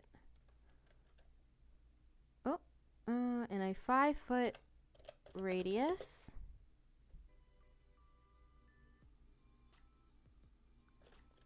and can't become invisible until the spell ends. All right. And then this one comes with a fun higher level modification. So let's see what that is. At higher levels, when you cast this spell using a spell slot of 3rd level or higher, the extra damage, there it is, the damage bonus increases by 1d6 for each slot level above 2nd. Okay. Only 1d6. kind of was expecting it to be 2d6 per level, but we'll call it good. That's what it says. So we will adhere to that for now, at least. So that does it for our decisions that were made for us, kind of. Those are the spells that come with the Hexblade as a Warlock. Oh man. We're also going to get Hexblade's Curse. Starting at first level, you gain the ability to place a baleful curse on someone. As a bonus action, choose one creature you can see within 30 feet of you. The target is cursed for 1 minute. The curse ends early if the target dies, you die, or you are incapacitated. Until the curse ends, you gain the following benefits. You gain a bonus to damage rolls against the cursed target, and that's your proficiency bonus. Any attack roll you make against the cursed target is a critical hit on a 19 or 20, so that's an improved critical. If the cursed target dies, you regain hit points equal to your Warlock level plus your Charisma modifier. Oh my god. You can't use this feature again until you finish a short or long rest. Well, that makes sense, because that is a pretty incredible ability. At first level, you acquire the training necessary to effectively arm yourself for battle.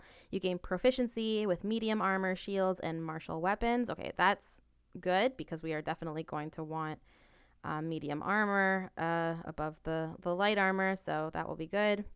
The influence of your patron also allows you to mystically channel your will through a particular weapon. Whenever you finish a long rest, you can touch one weapon that you are proficient with and that lacks the two-handed property. When you attack with that weapon, okay, we're going to forget about the two-handed property thing for a minute because I want the halberd. You can use your charisma modifier instead of strength or dexterity for the attack and damage. Yes, that is what we wanted. The benefit lasts until you finish a long rest. If you later gain the Pact of the Blade feature, that's what we get, this benefit extends to every packed weapon you conjure with this feature, no matter the weapon's type. Yes, that's what I wanted to hear. That's amazing. Okay, excellent. At 6th level, we get a Cursed Spectre. So starting at 6th level, you can curse the soul of a person you slay, temporarily binding it to your service. Again, I don't love that, but we can figure out another way to make that work. The Spectre appears. It gains temporary hit points equal to half your Warlock level. The Spectre gets its own initiative and obeys your verbal commands. It gets a special bonus to its attack rolls equal to your charisma modifier. It remains in your service until the end of your next long rest, at which point it vanishes. And if you use it, you can't use this feature again until you finish a long rest. 10th level gets Armor of Hexes. It's sort of a souped up version. And 14, you get Master of Hexes. So we don't have to worry about any of that stuff yet. We just need to focus on the Hex Warrior and the Hexblade's Curse. So I kind of already included the Hex Warrior when I listed the halberd attack on the page, because I did use charisma and the charisma modifiers for the build there, almost like I knew. But yeah, I believe that is, I don't think they get any damage bonuses, outside of using spells per se. So I think it's just a matter of,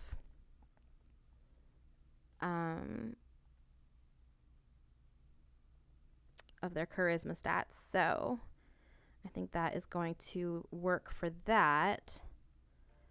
And maybe I should just include over here in features and traits, we'll say Hex Warrior source class. That's right. And source type, that would be Warlock Hexblade, because the specific Warlock is the Hexblade. So, oh, whoops, that went away. We want class to be what stays there. There we go. Okay. And we're just gonna say proficiency with medium armor, shields,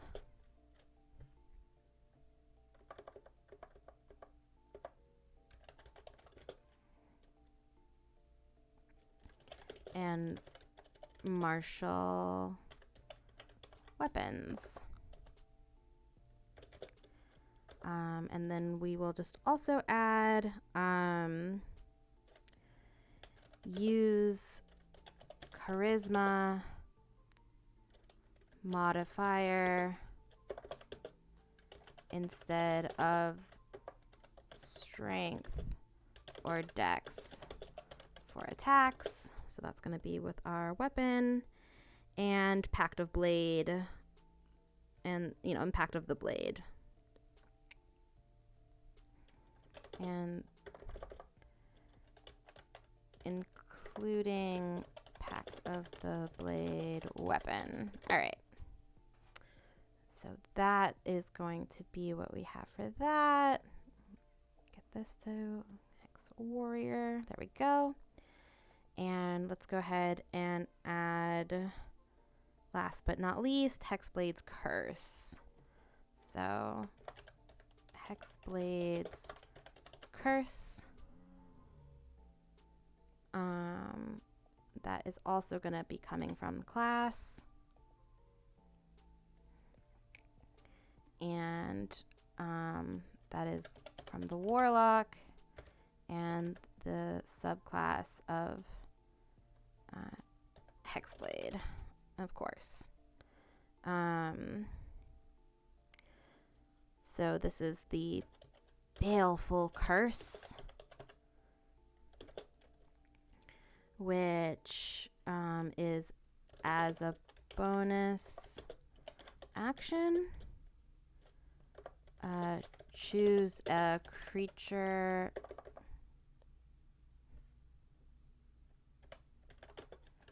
within 30 feet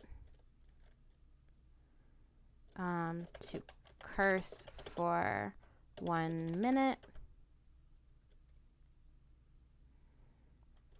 or until it dies, you die, or are incapacitated.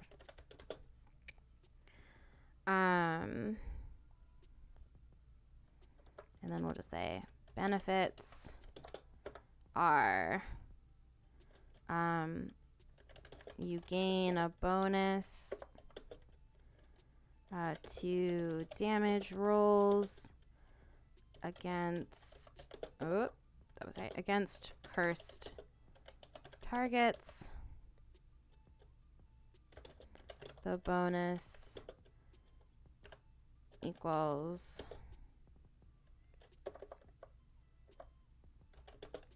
your proficiency. There we go. Any attack roll. Oh, that was it. You can bonus damage rolls against a cursed target.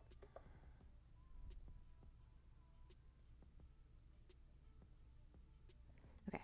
Any attack roll you make against the cursed target has a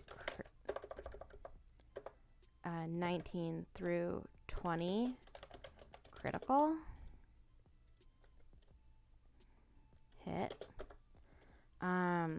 If the cursed target dies, you regain, oh my god, hit points equal to your Warlock level plus charisma modifier. Oh my god.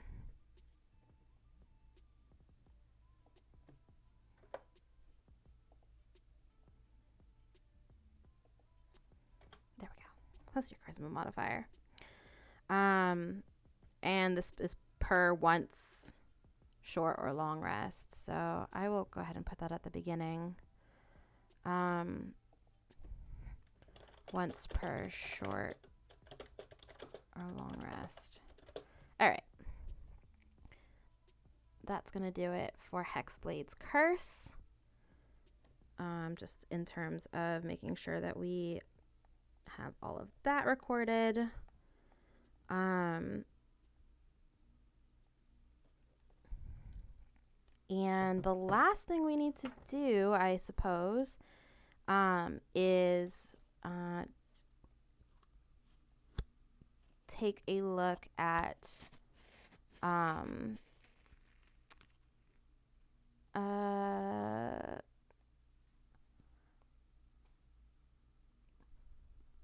our cantrips, because we in our spells known. So we are at third level. We're at third level. That means that we know 2 cantrips. And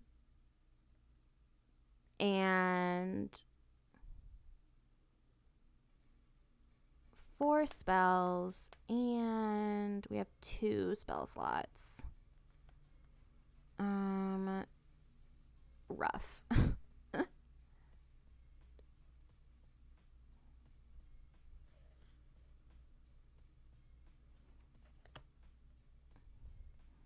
Okay, so let's take a look at the cantrips. So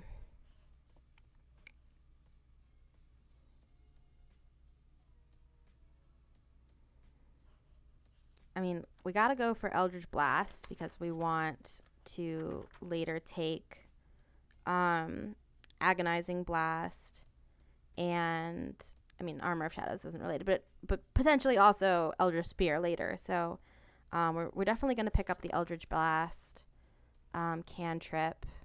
So let's head back over to spells. And for cantrips, we are going to pick up Eldritch Blast. Oh, I didn't spell that right at all. I'm not an English major, so don't come for me as to why I can't spell. It's honestly mostly typos. Eldritch Blast.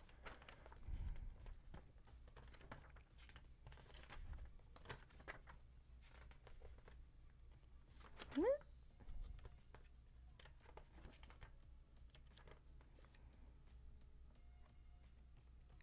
we go. So again, evocation, but I don't think it's gonna let me. Oh, okay. That time it worked. Nope. Just kidding.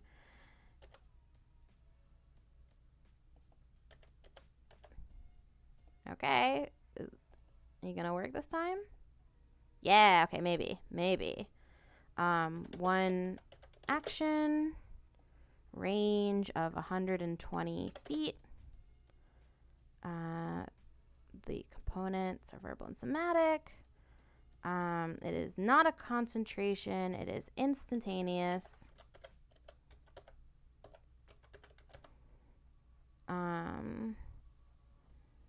And yep. All of that looks good. A beam of, and this could certainly serve as our light effect. A beam of crackling energy streaks toward a creature within range.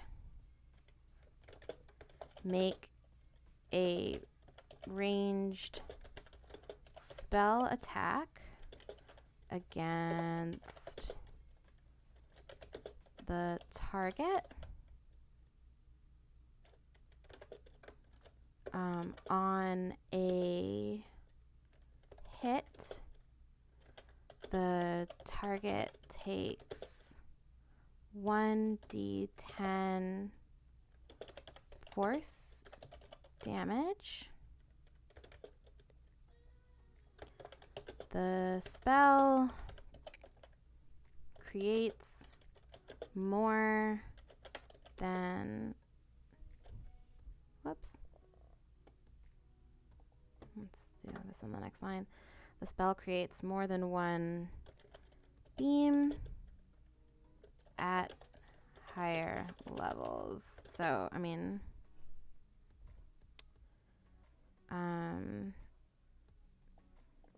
so that's kind of redundant. Let's just put that down here. At fifth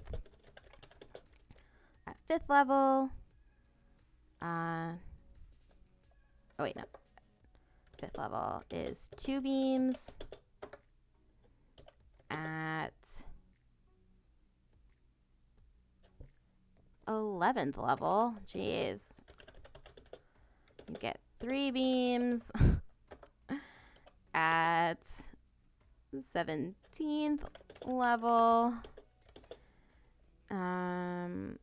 you get 4 beams. How much higher is this gonna go? You can direct the beams at the same target or at different ones. Same target or different ones. And separate attack rolls for each.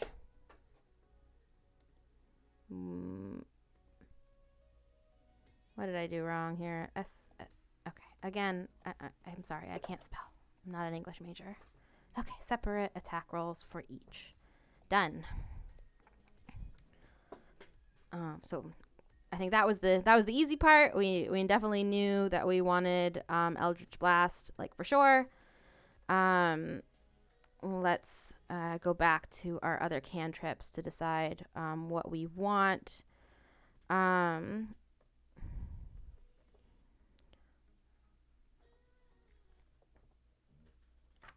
In terms of our other cantrips. So let's head back to the very beginning of the spell list so we can see all of them laid out for us.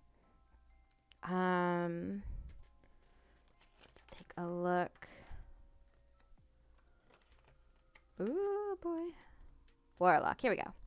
All right. So other than Eldritch Blast, we also get Blade Ward, Chill Touch, Friends, Mage Hand, Minor Illusion, Poison Spray, Prestidigitation, and True Strike.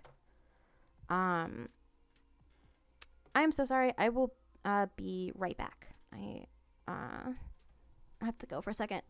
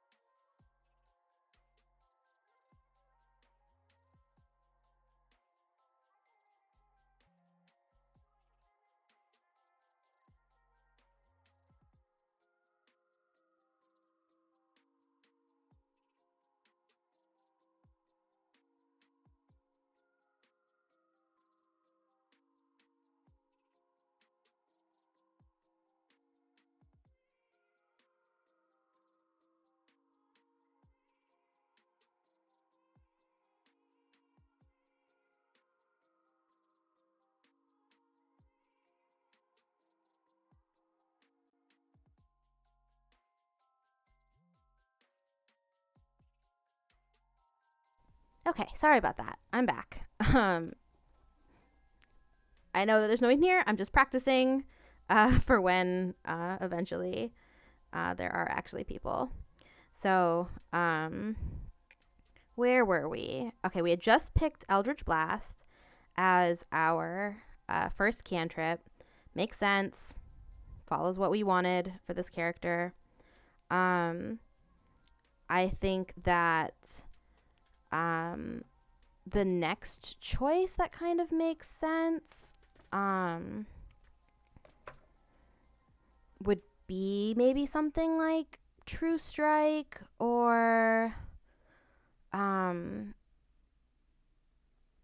potentially Chill Touch. Let's take a look at sort of those options. So Chill Touch is back a bit. And we are looking at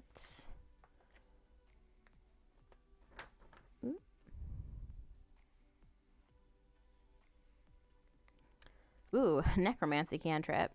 1 action, 120 feet, 1 round. You create a ghostly skeletal hand in the space of a creature within range. Make a ranged weapon spell attack against the creature to assail it with the chill of the grave. On a hit, the target takes 1d8 necrotic damage, and it can't regain hit points until the start of your next turn. Until then, the hand clings to the target. If you hit an undead target, it also has disadvantage on attack rolls against you until the end of your next turn. The spell's damage increases by 1d8 at 5th level, then again at 3rd level, and again at 17th level. So yet another attack spell.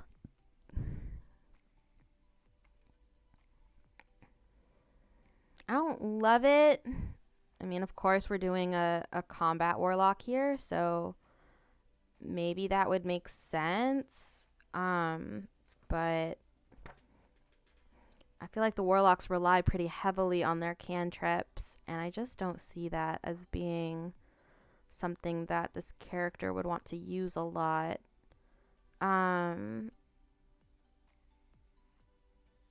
Poison spray or True Strike. Okay, let's take a look at what those are. So first up is going to be poison spray. I've never actually seen anyone use this, so this would be interesting. Conjuration cantrip, 1 action, 10 feet, instantaneous. You extend your hand toward a creature you can see within range and project a puff of noxious gas from your palm. The creature must succeed on a Constitution saving throw or take 1d12 poison damage. The spell's damage increases. Ooh. Puff of noxious gas from your palm. Must succeed a Constitution saving throw or be 1d12. So it's another damaging spell. They do get to try to save against it. Let's take a look at True Strike.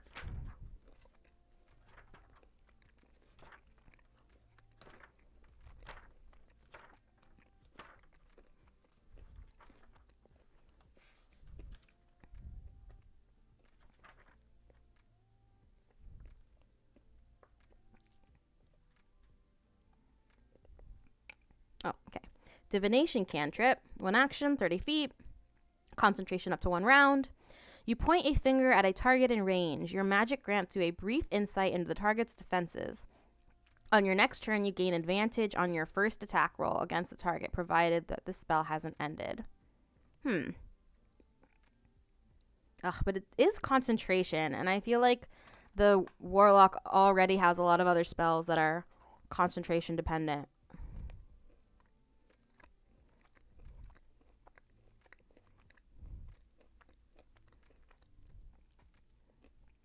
And the casting time is 1 action. So basically, what our warlock would be doing is trading off an action in order to sort of more or less guarantee that they will hit on the next turn or have a better chance to crit.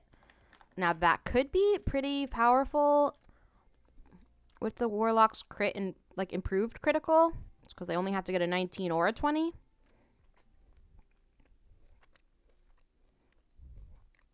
Yeah. We'll go True Strike. True Strike.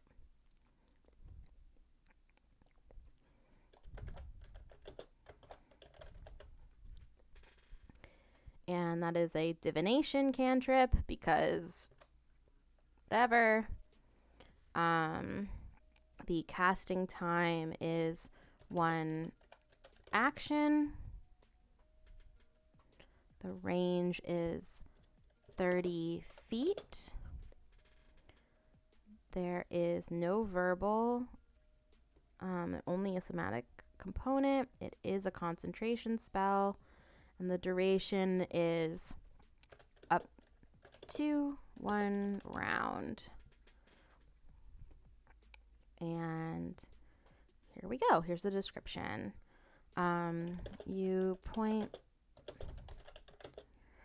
at a target in range.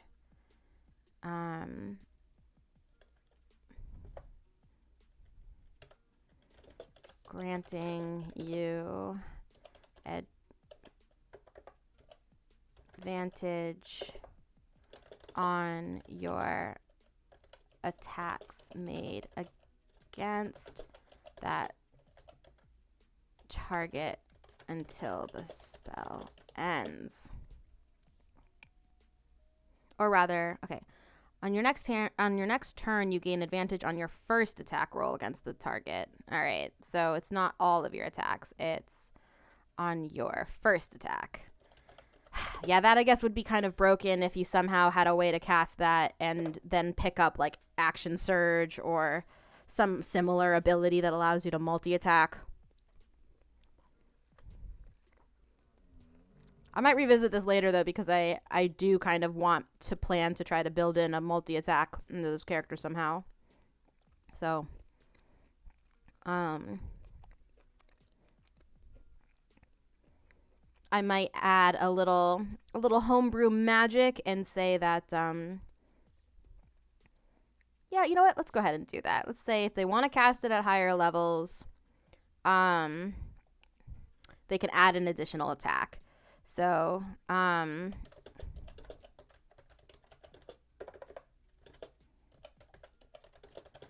every slot.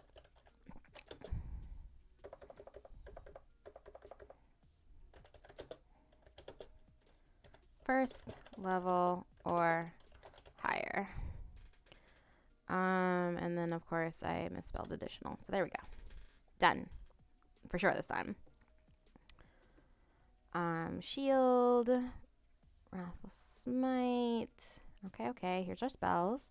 So I think that's looking good. And now we get to pick. So we have 4 spells known at 3rd level for a Warlock.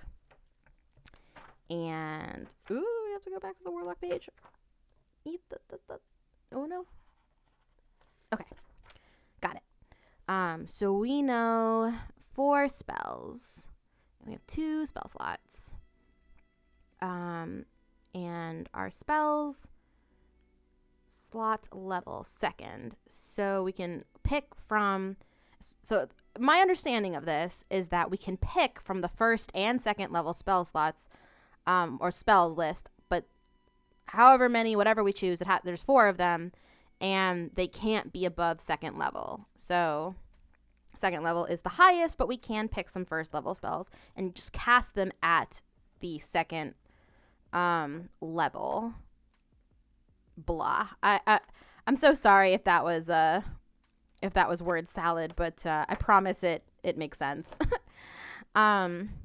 So, returning to our Warlock spell list, 1st level, we have Armor of Agathis, Arms of Hadar, Charm Person, Comprehend Language, Expeditious Retreat, Hellish Rebuke, Hex, Illusory Script, Protection from Evil and Good, Unseen Servant, Witch Bolt.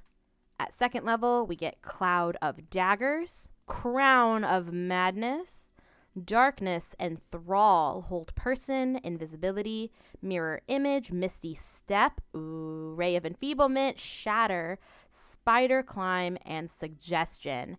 I am so excited. These are some juicy spells. Let's get into it. We get 4. I'm already thinking that I am going to want Misty Step. I really can imagine that as this character's combat style is fast and quick and decisive. So I think Misty Step kind of giving them this ability to move about freely is very cool. So I'm thinking we're gonna go at least Misty Step for one of our spells. Cloud of Daggers is not one that I see very often. I don't know why that is. If there's some sort of downside to it, but let's take a look. Let's look it up and see what the deal is with that. So Cloud of Daggers is 2nd level conjuration, 1 action, 60 feet. All 3 components. Duration is concentration up to 1 minute. You fill the air with spinning daggers in a cube 5 feet on each side, centered on a point you choose within range. A creature takes 4d4 slashing damage when it enters the spell's area for the first time on a turn or starts its turn there. At higher levels, when you cast the spell using a spell slot of 3rd level or higher, the damage increases by 2d4 for each slot level above 2nd.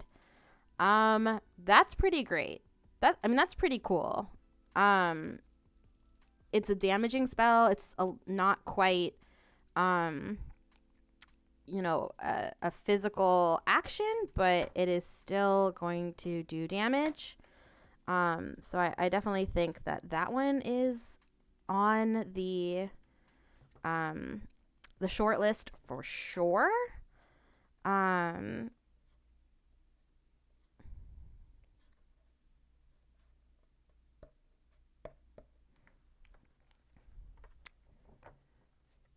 Let's go back. Let's take a look at Witch Bolt. That sounds damaging. Let's see. Witch Bolt. It's gonna be towards the end, almost completely. Witch Bolt. 1st level evocation, 1 action, 30 feet, all 3 components, concentration up to 1 minute. A beam of crackling blue energy lances out towards a creature within range, forming a sustained arc of lightning between you and the target. Make a ranged spell attack against that creature. On a hit, the target takes 1d12 lightning damage. And on each of your turns for the duration, up to a minute, remember everyone, you can use your action to deal 1d12 lightning damage to the target automatically. The spell ends if you use your action to do anything else. The spell also ends if the target is ever outside the spell's range or if it has a total cover from you. At higher levels, when you cast the spell using a spell slot of 2nd level or higher, the initial damage increases by 1d12 for each slot. So if we're casting this at 2nd level, instead of 1d12, that is going to be 2d12 lightning damage, which is definitely, as opposed to 4d4, it's definitely comparable to our Cloud of Daggers.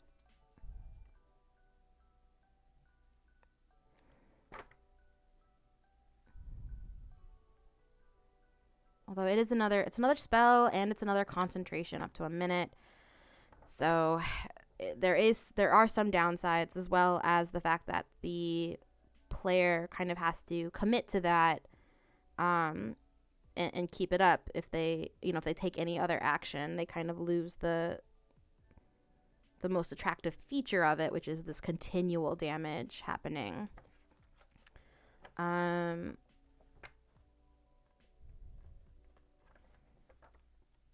I believe that there doesn't appear to be any save for the Cloud of Daggers when it enters the area for the first time or starts a turn there.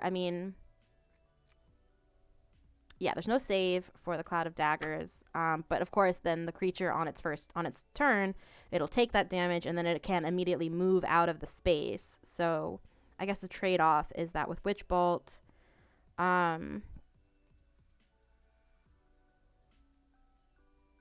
there is, well, there's not a save, but they can also try to move outside of the spell's range, which is 30 feet.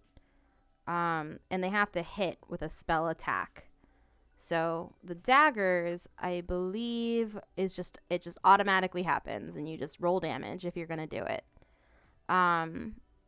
Whereas the witch bolt, you not only have to make this successful ranged spell attack, but you need to sustain it using your actions following. So I think ultimately Cloud of Daggers might be the better deal, but let's look at some of our other options. Of course, along with everything else, we get Hex. Very on brand for a Hexblade Warlock, I should think. So let's take a look at Hex.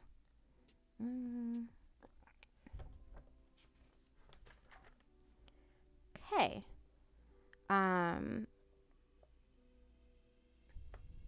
A first level enchantment, 1 bonus action, 90 feet, all the things, concentration up to 1 hour. You place a curse on a creature that you can see within range. Until the spell ends, you deal an extra 1d6 necrotic damage to the target whenever you hit it with an attack. Also, choose one ability when you cast the spell. The target has disadvantage on ability checks made with the chosen ability. If the target drops to 0 hit points before the spell ends, you can use a bonus action on a subsequent turn of yours to curse a new creature. So we would be doing this at 2nd level. When you cast the spell using a spell slot of 3rd, 4th, or 4th level, you can maintain your concentration on the spell for up to 8 hours. Oh, concentration for an hour. When you use a spell slot of 5th level or higher, you can maintain your concentration of the spell for up to 24 hours. Oh my god.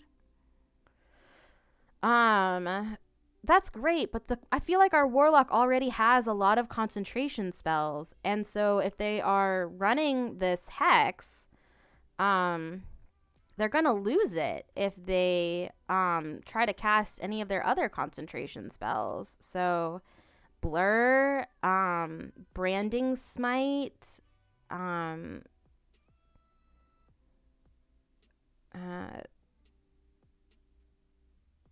all of that stuff is going to be Wrathful Smite, all of that stuff is going to be, True Strike. All of this requires concentration. So I sort of feel like, we don't want to keep leaning into concentration spells. That's my only misgiving about that. But I will put Hex on our short list, just because it is thematically appropriate at the very least. I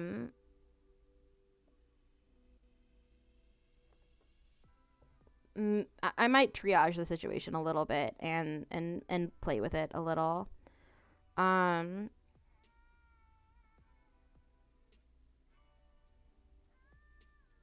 Because at the end of the day, it's just a fancy damage enhancement, because you still have to hit the opponent to get the damage bonus of the d6. So not ideal though. Hellish Rebuke, Expeditious Retreat, Comprehend Language, Armor of Agathis. We're already gonna get a little bit in that regard. Protection from good and evil, that might be interesting. When fighting kind of evil enemies. But let's not lean into the protection.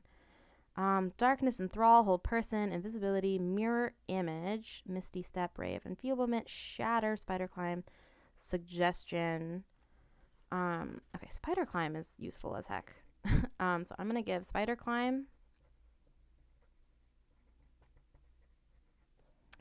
And then for number 3, what is I feel like we've looked this one up before, but let's take a look at Shatter.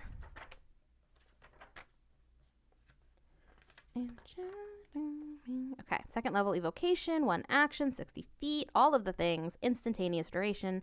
A sudden, loud, ringing noise, painfully intense, erupts from a point of your choice within range. Each creature in a 10-foot radius sphere centered on that point must make a Constitution saving throw. A creature takes 3d8 thunder damage on a failed save, or half as much damage on a successful save. A creature made of inorganic material has disadvantage on a saving throw. Interesting.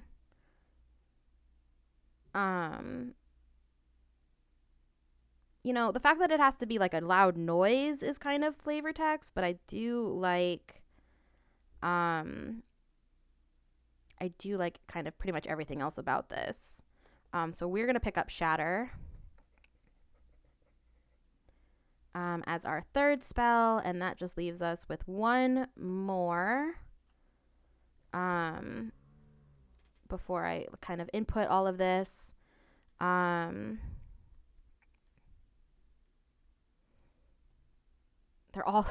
all second level spells that I've picked so far. All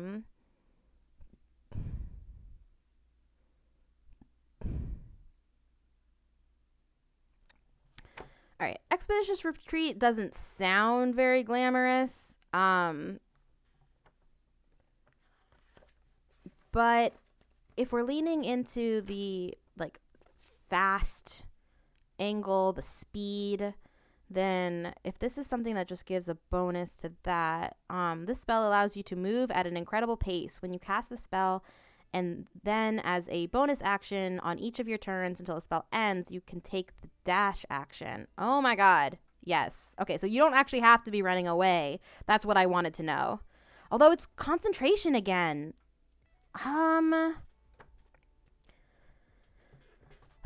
Again, this is a huge problem for the Warlock, I guess. Because if you cast the spell and use it to zip around and dash, you can't be using any of the other I mean, I guess it's a bonus action. So theoretically, on your turn, you could cast it, dash,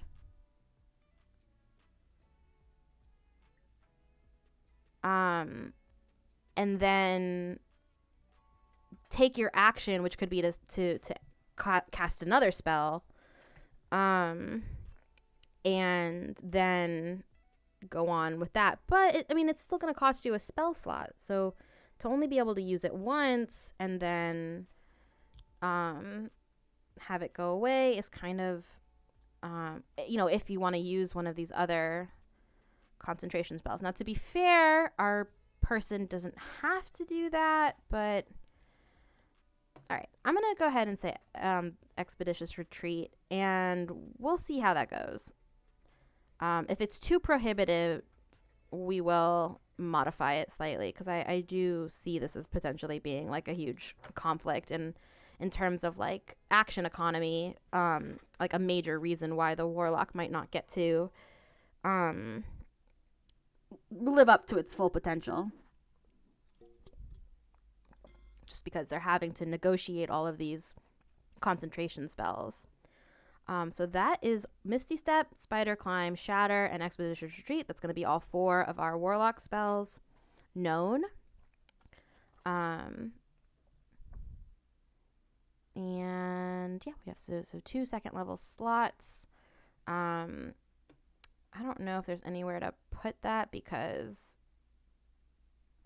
they kind of are not giving us like much Warlock customization options. So I'm just gonna go ahead and put 2 here and hope that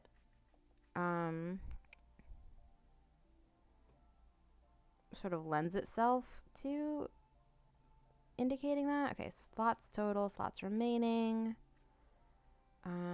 Okay, so this is there we go. Oh, it did it. Okay, so this is actually right. 2 second level spell slots, and and slots remaining. So I guess for this character in particular, they have 2 and 2. Okay, cool. So that is how we will handle that.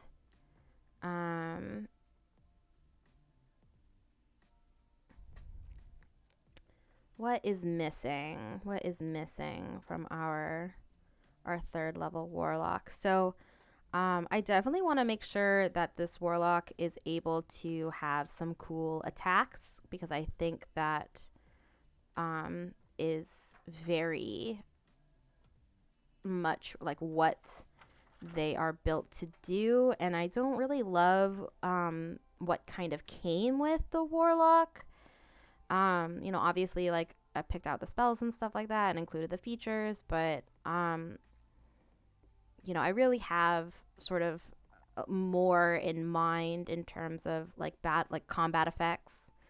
And maybe I'm just thinking of a different, maybe there's a different class that would have suited this better. But I just think that, it makes more sense to do it that way. Okay, so these are these are the ones that come with this, and then here we go. I probably should have marked which of the spells is from the patron, now that I think about it.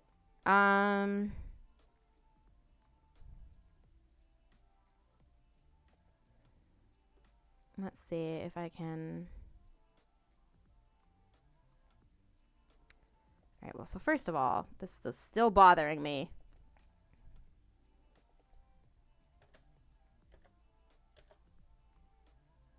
Yes, okay. Stay as evocation.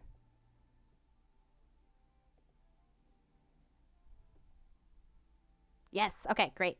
We did it. So this is the one that comes with, so I guess I could put like Hexblade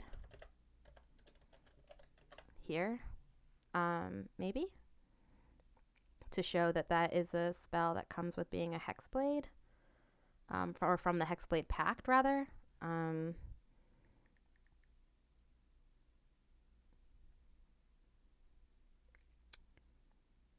Let's take a look at what that list was again. So Shield, Wrathful Smite, so that was Blur and Branding Smite. So Blur,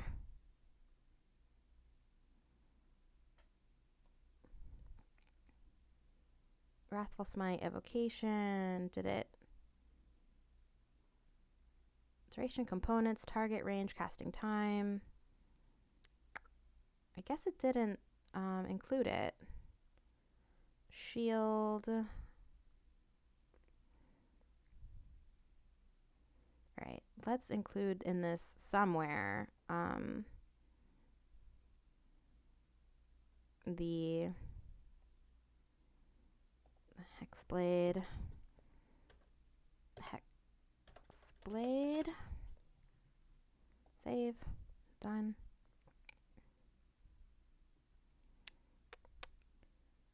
Is it visible here? Concentration, description, target. No. Okay. So I just think it would be helpful to see that you don't, to see on the spell description that you are not using a spell slot for these spells. Right? Like you, or maybe they are. Maybe this is part of it.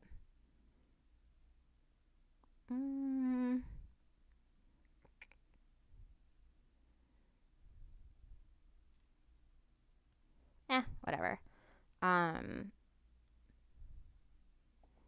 We will call this Hexblade, like that.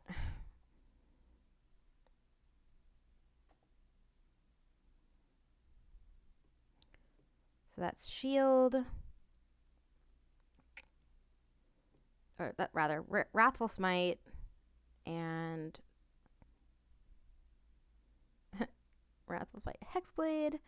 Let's also give that to Shield here. Just so that I know and can see at a glance, you know, what is granting this spell, basically. Hexblade. Whoops. Okay. There we go. And still wrong. Oh, hey. Hey, tacos. Okay, let me see if I can make this work.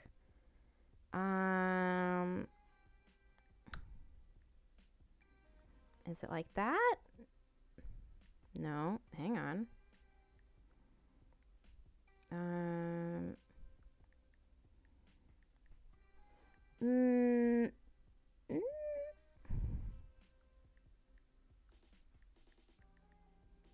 Whoops. Like that? Nope, it says unrecognized command. So I am making a mistake somewhere. Let's see.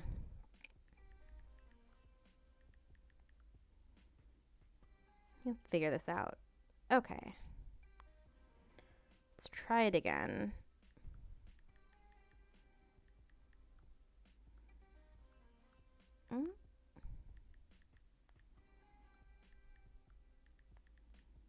There, like that. Hey! Okay. Maybe that worked. I'm not sure. But I hope it did. Nope. Okay.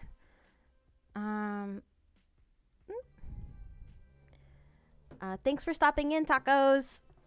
You're welcome to stay and chill while I work on this character. Even though I can't spell, apparently. And I'm sort of just working on this. Why do I feel like that's still wrong? Did I have it right the first time? Oh boy. Okay. Hexblade. Whoops. All right, done.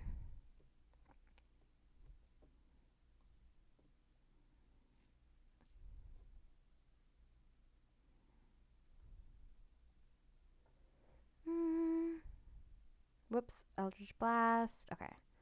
So that is a cantrip. That is coming from that. Divination, True Strike. All right. Shield is coming from Hexblade. Wrathful Smite is coming from Hexblade. What are some of our other ones that come from that particular subclass? Blur and Branding Smite. So those are second level. So we are going to edit this one and just kind of add that it's from the Hexblade. Pact.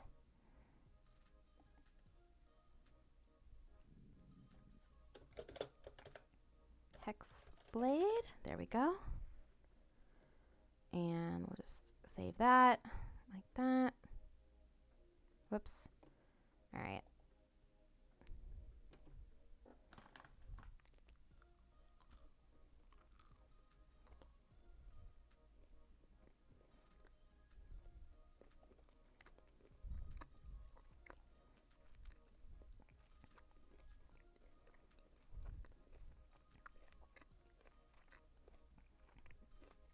Okay, and then Branding Smite is the last one.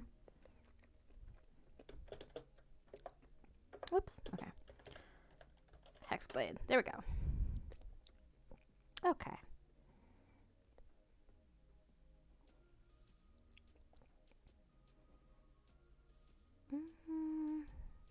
Oops.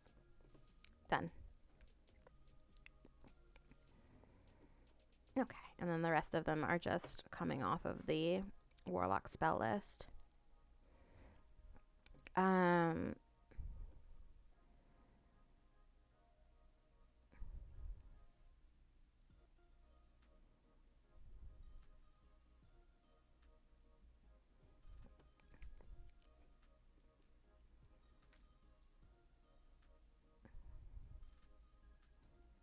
I guess I should add them all as second level here. So, I think I'm just gonna add the titles of them, and maybe I'll go in and fill out the details later. But just for the time being, let's go ahead and add our Misty Step.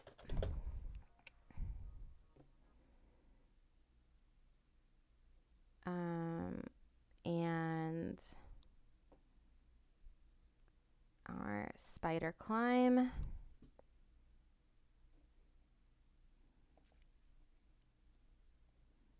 What? All right, done. Like I said, we'll come back and put the details in later. I'm gonna fix this. I just want to get the list kind of done.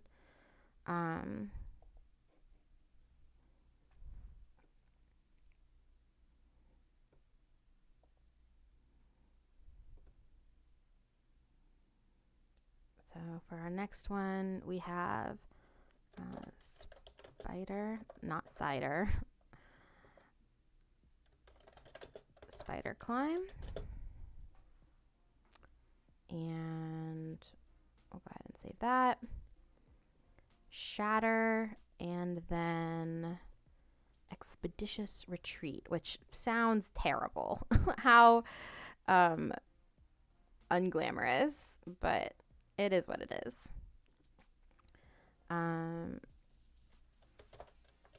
Shatter, here we go. And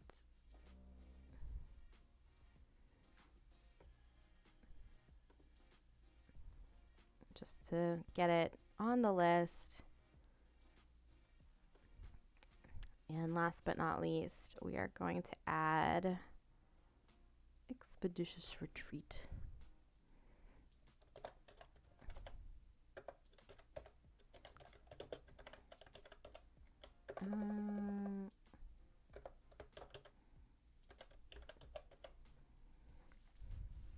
I can't spell Expeditious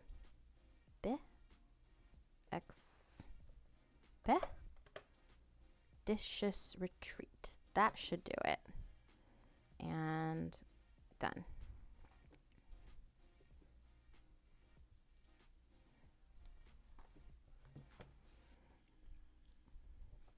All right. And like I said, we'll come back and put those descriptions in at a later time. Let's head back over to the core page. We won't do any personality traits or anything yet. I do want to take a look at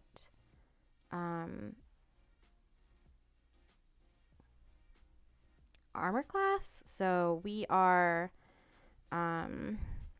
able to use medium armor as a feature of being a hexblade. We're only able to use medium, so if you wear medium armor, you add your dexterity modifier to a maximum of +2 based on your armor type to determine your armor class.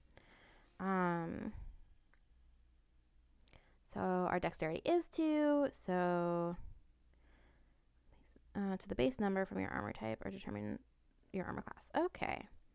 So we're looking at medium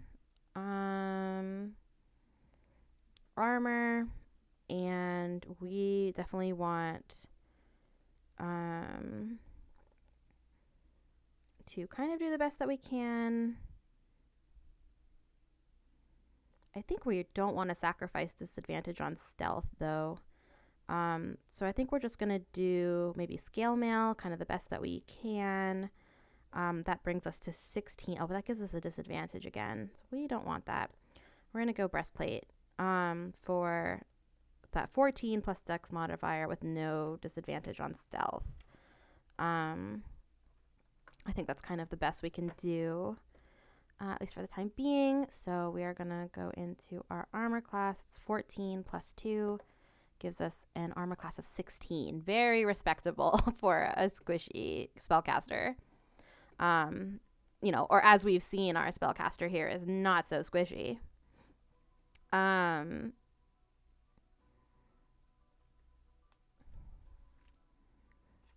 Okay, so that is the modification for that. Our armor.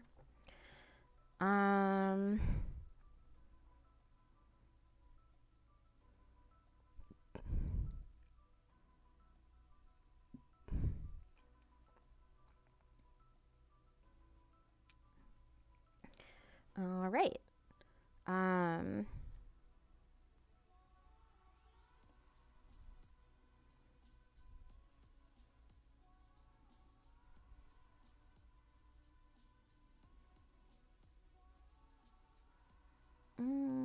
Okay. Oh, so, okay, our Eldritch Invocations. So,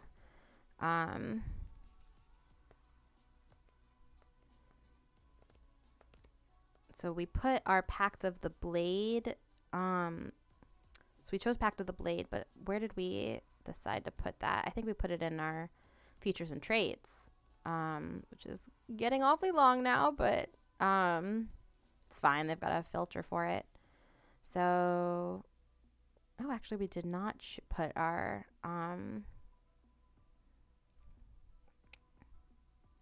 Hexblade's Curse, Hex Warrior.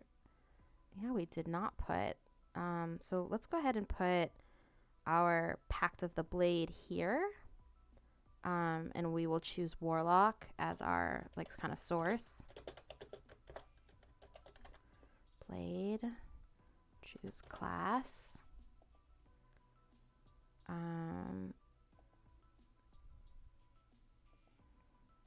And it comes with being a warlock. So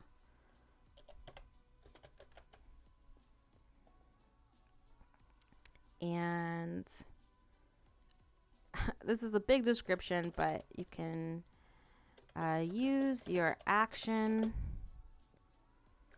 to create a packed weapon. And I'm definitely not going to put all the details here. I think it's a lot to say that you can basically just summon a weapon out of thin air. I'm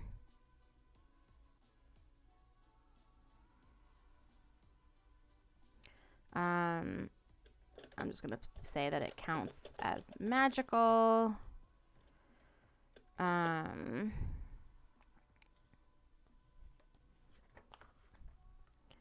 It disappears if it's more than 5 minutes away from you, more than 5 feet away from you for 1 minute.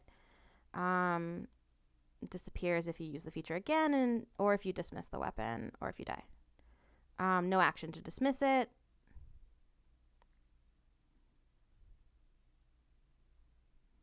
And that's fine. I'm not going to go into the details about the ritual. So you can use your action to create a packed weapon. Counts as magical. And the gist of it is that you can summon it or dismiss it from a magical extra planar pocket dimension.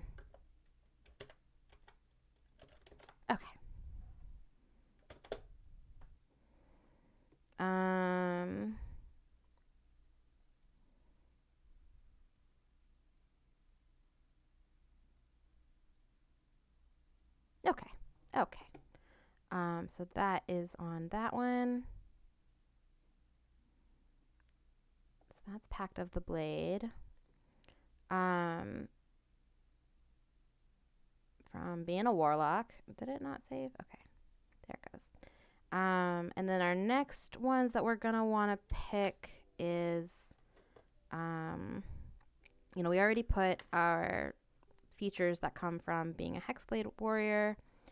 So I think the next thing we're going to want to put is Agonizing Blast on here. Fun.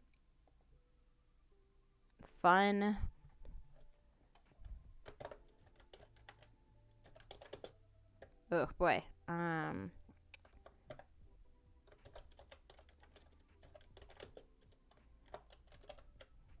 Blast.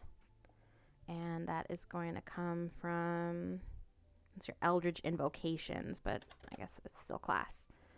And put here that is from Warlock.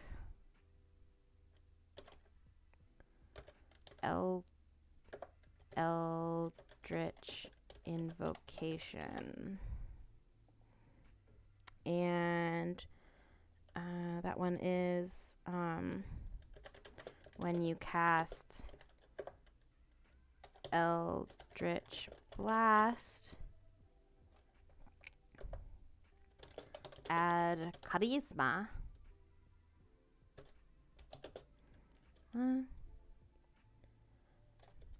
to damage on a hit.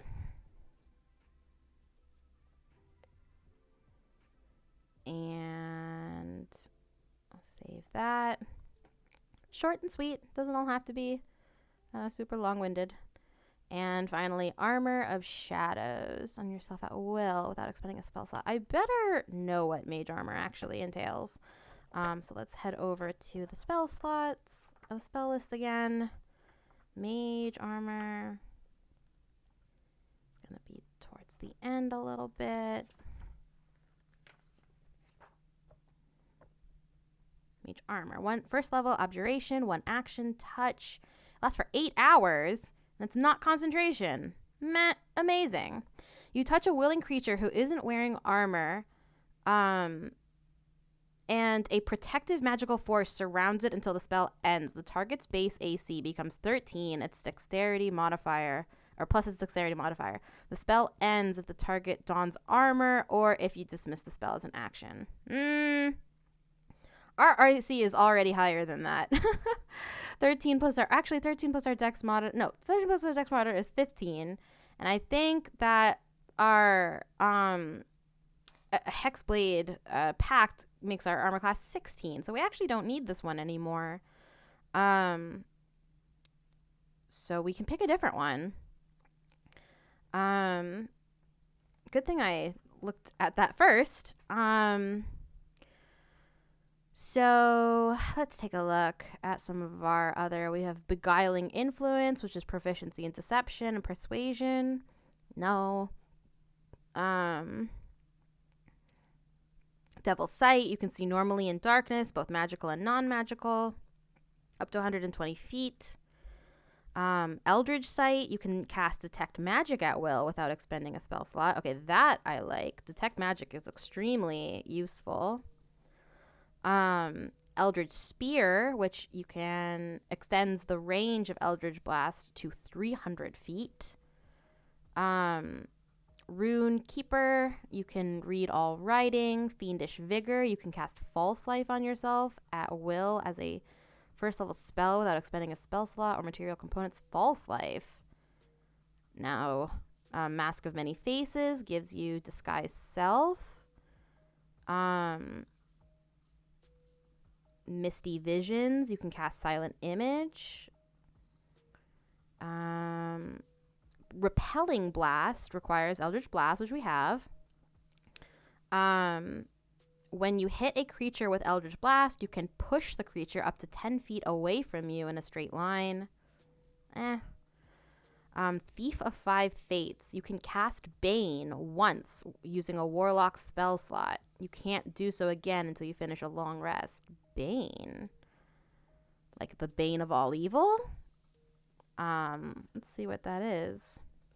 Not familiar with that spell, unless I said it earlier, in which case I apologize. Bane. First level enchantment, one action, 30 feet. Concentration up to a minute. There's that concentration again. Up to 3 creatures, so we would be casting at second level, that's a warlock, so up to 3 creatures of your choice that you can see within range must make a charisma saving throw. Whenever a target that fails the saving throw makes an attack roll or saving throw before the spell ends, the target must roll a d4 and subtract the number rolled from the attack roll or saving throw. Blah. Oh my god, that is complicated. No thank you.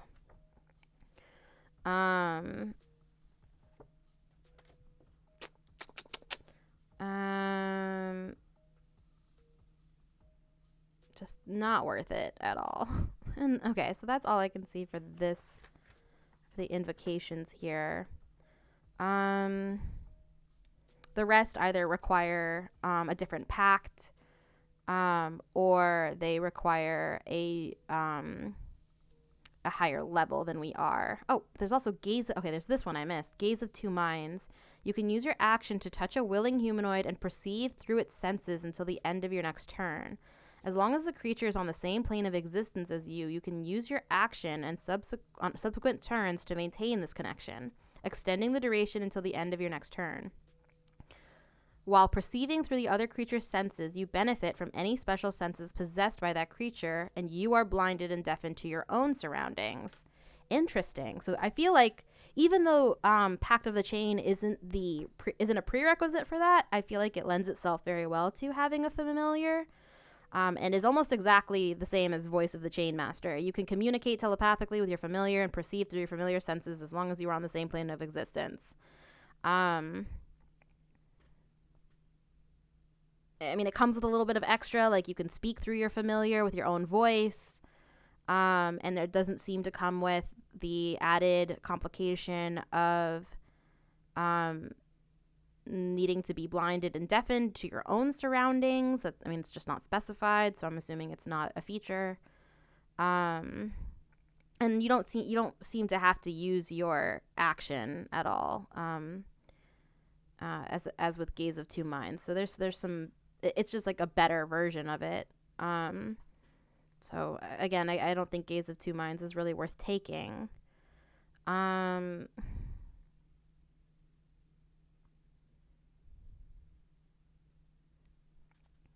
I think I'm going to cheat a little. And by that, I mean, I think I am going to customize an Eldritch Invocation, because I think I'll use that as my means for customizing this Warlock a little bit more.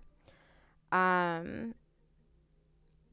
what I really want, so I kind of want two things. I want the Warlock to be able to multi-attack. Again, I want to lean into the Warlock being speedy, being very fast and striking true. And so I kind of have this idea of them like having an ability that is limited in some way. But basically it would allow them to do like 2 or 3 quick strikes during one turn. You know,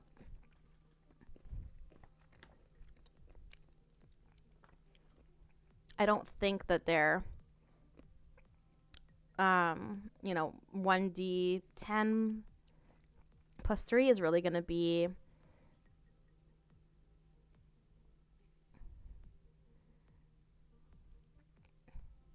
I don't know, that might be a little bit broken, but like what would be the downside to it? Like there would have to be a limit either on how many times they could use it per combat, or how many times they can cast it.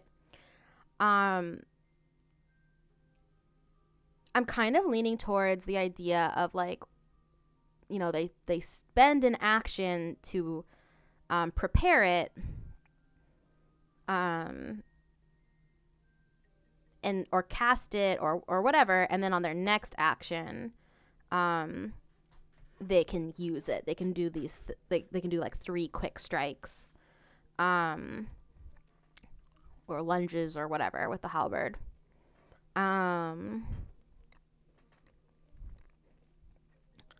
And they can either target one opponent, and if that opponent dies, then before without having to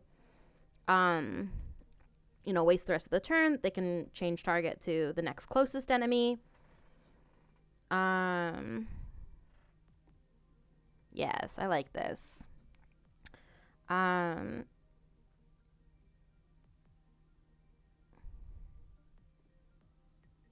come this one never really...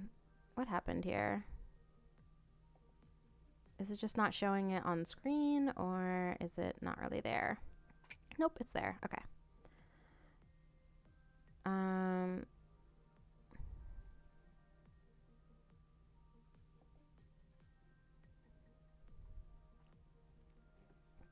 So I think what we'll say here,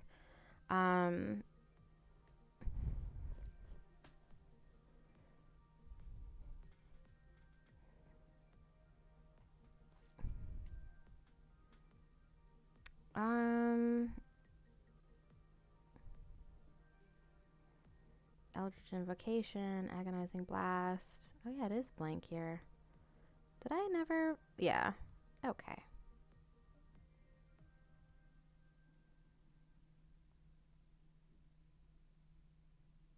Oh no, this is new. Okay. What should we call this? Um,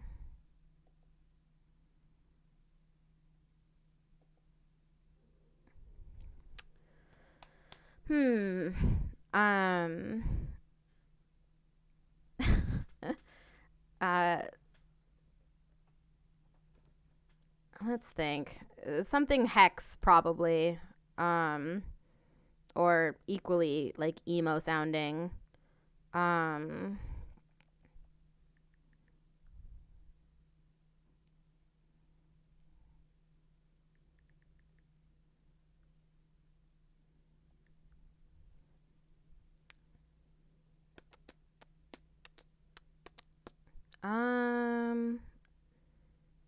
not really getting any particular, like, inspiration.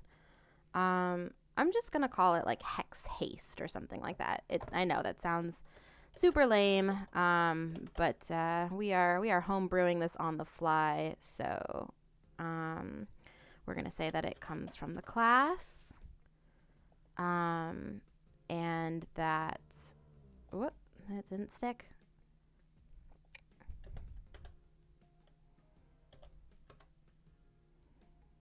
There we go, class, stay. And then we're going to come down here and indicate that this is a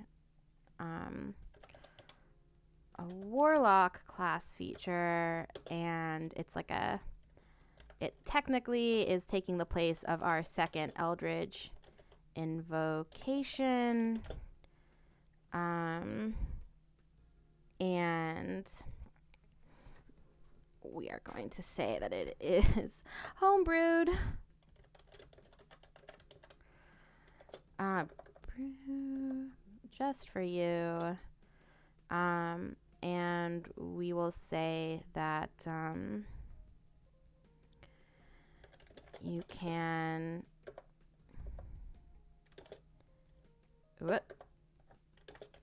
use your action to cast haste on yourself on your next turn.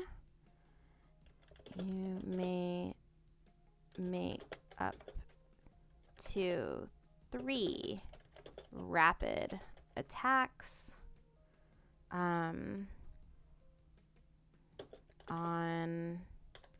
up to 3 targets, as long as they are within, I don't know, let's say 10 feet each other. There we go, because that adds up to 30 feet of movement. You can, on your next turn, you may make up to 3 rapid attacks on up to 3 targets, as long as they are within 10 feet of each other.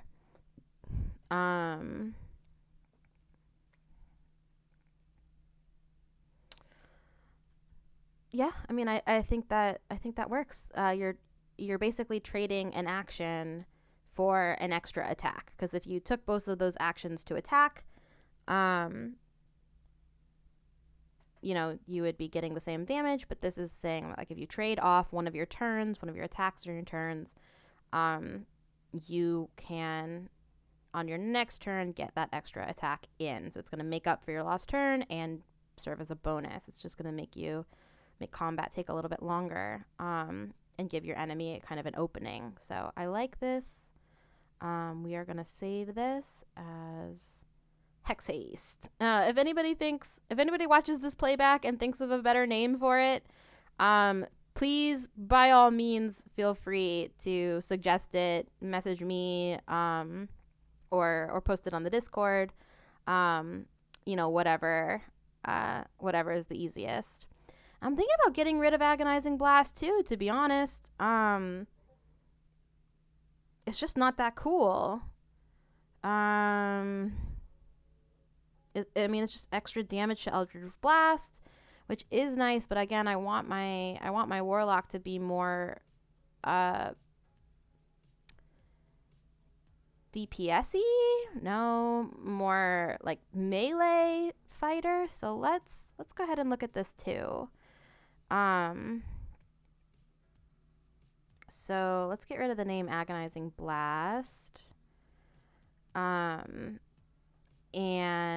let's think about what we want. So, I want it to be some sort of another type of combat effect. And I think, obviously it's got to be something that improves our damage output, or increases our versatility in some way. So far, everything that we have done and looked at has been single target. Well, I guess except for Shatter.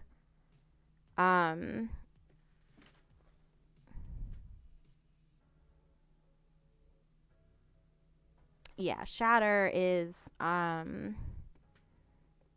the only AoE we kind of have so far, but kind of along the lines of Shatter, like maybe a modification to Shatter. So let's see.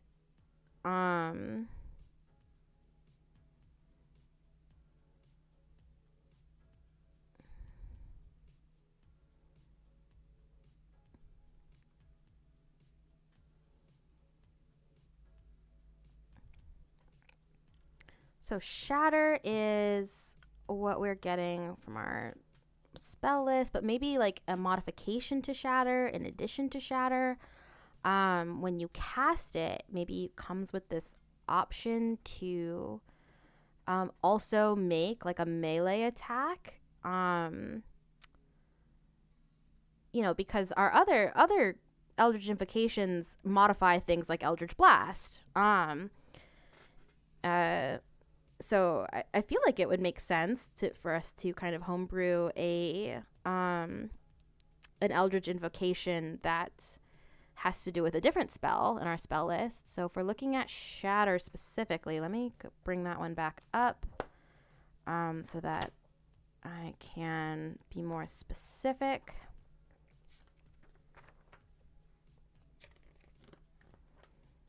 So for Shatter, a sudden loud ringing noise, painfully intense, erupts from a point of your choice. So it's a 10-foot radius sphere centered on the point.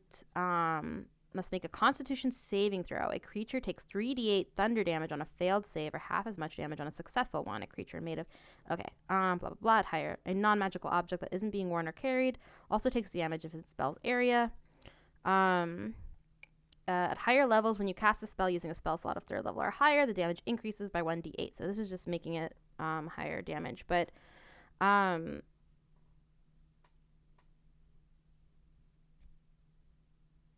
my goodness. So I kind of like this. I kind of have this idea of like maybe our Warlock can cast Shatter and attack. Like they instead of each creature getting to make that we'll leave the Constitution save. Or no, we'll get rid of the Constitution save. And instead, what we will say is that this is an attack roll. And on a hit, this effect takes place. On a miss, it's half damage. But I think that in a 10-foot radius surrounding the point of the attack, so either the enemy or just the point in space, if they're trying to get as many enemies as possible in this tight radius,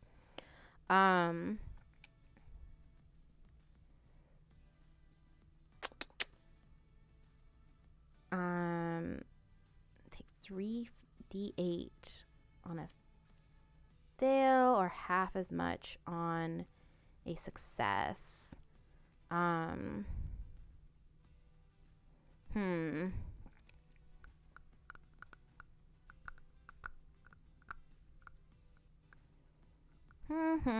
are we going to balance this is the question.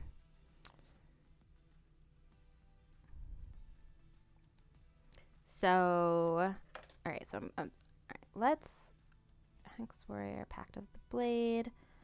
So let's go ahead and kind of try to type up sort of what we're, when you use your action to cast Shatter, you can instead choose to cast it in tandem with a melee attack centered on the point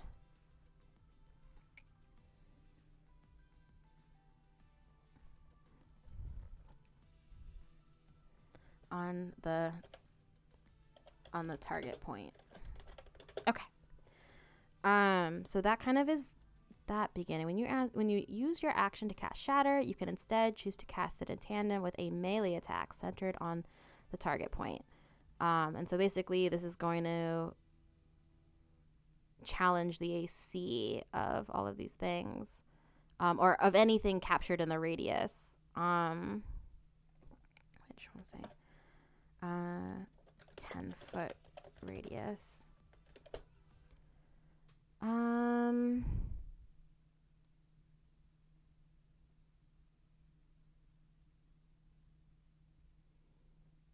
The +5 to hit.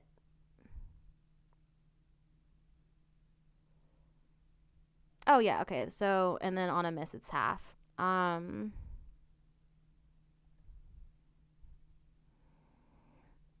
A miss will take half damage, and only the target point will take melee damage. So whatever you're specifically hitting will take that melee damage. Shatter is only going to affect the area. So that is 3d8 thunder damage on a failed. 3d8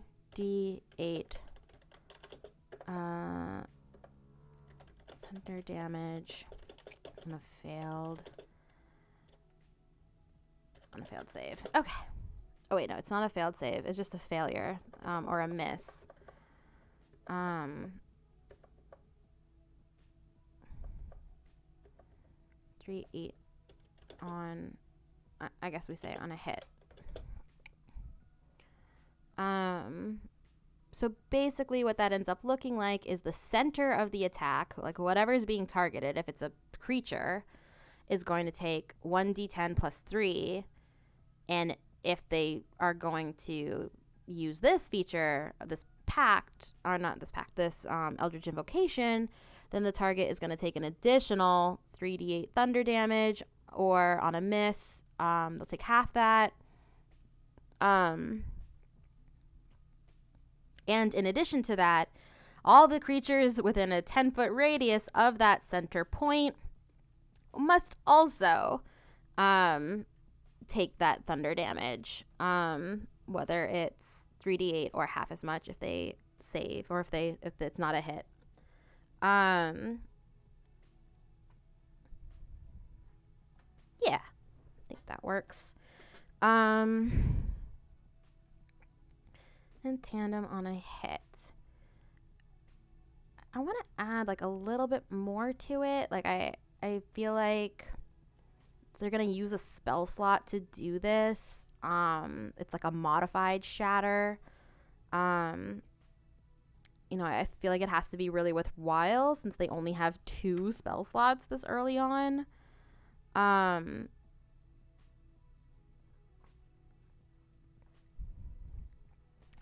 So I could either remove that stipulation and say that you can cast this without using a spell slot, but then there has to be some other limit. There has to be some other downside or to using it in order to balance it out, because it's just really powerful right now.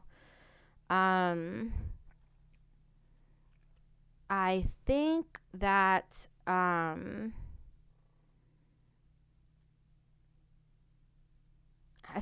like we might want to go damage. I mean, warlocks are always like the very edgy class. And we don't have like a ton of health. We have 24 HP to play with. At 3rd level, that's not like a ton, but I kind of feel like if we were to remove the need to use a spell slot, so you don't necessarily need to use your shatter spell slot. You just have to have the spell shatter. What we do instead is limit how many times in combat this feat can be used. There has to be some sort of limit there. And then I also think that there maybe is going to be some sort of backlash. Maybe the warlock will also take some of this thunder damage as a result of like being in the blast radius. Maybe it's not something that the warlock really can mitigate or control, and so as a result, because normally with shatter you point and click, you cast it at a point that is far enough away from the caster and the party, so that nobody gets kind of caught up in it. That, or you have spell shaping. I mean, those are your options. But maybe a good drawback for that would be if you can't cast it 60 feet away from you, if you're casting it on a point centered on yourself, I think it makes sense to get caught in the blast. So let's say when you let's just say let's get rid of that. You use your action to cast shatter, and then I'm just going to put without using a spell slot. You can instead choose to cast it in tandem with a melee attack centered on the target point, with a 10-foot radius. A miss will take half damage, only the target point will take melee damage, and 3d8 thunder damage on a hit. And let me just get rid of that. It's 3d8 thunder damage.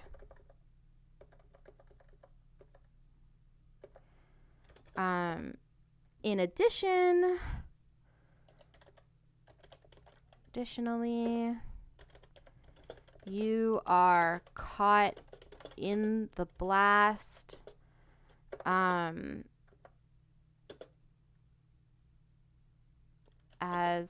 a result, taking, and I definitely don't think 3d8 thunder damage. We don't want it to make it as damaging to our player character as to the enemies. But we definitely do want it to be punishing because we don't want to be using this all the time. We have 24 HP, which interestingly enough is, I think is 3 times 8. So, a single D8 is 1/3. At a maximum, it's 1/3 of our health here.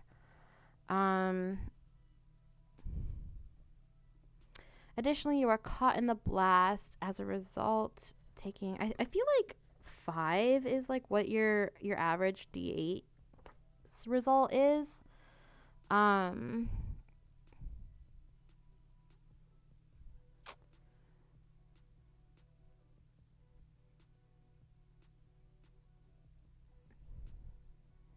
I am going to say that it is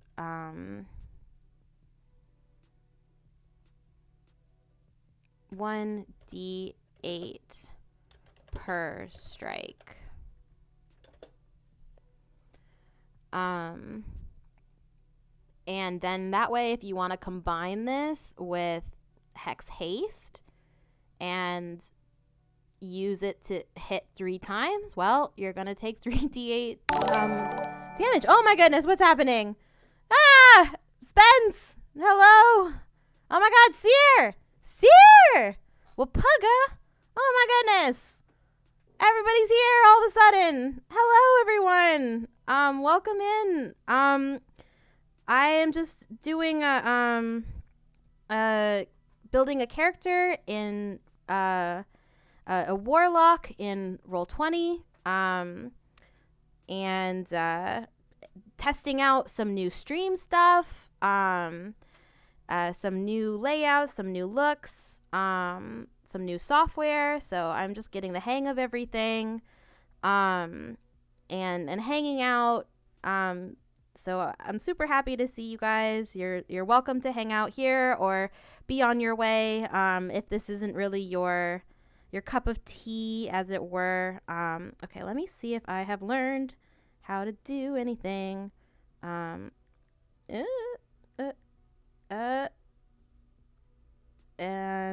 that, and yes. Aha. Did we do it? I think an attempt was made anyway. Sierra, how was your stream? How are you? I know that you're getting ready for a big day tomorrow, but thanks for stopping by. I really appreciate it.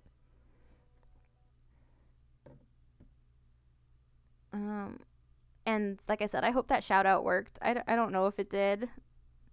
Oh, yay, it worked. Key! Oh my god, my girl is here. There we go. Key. There we go. Aha. What? Damn. Okay. Please wait. I'm not allowed to do it again because I'm using the really basic version here. But I do intend to shout you out once I'm allowed to again. Apparently I can't go crazy and just shout a bunch of people out all at once. Heaven forbid. But Zia, Key. Yay. Anyway,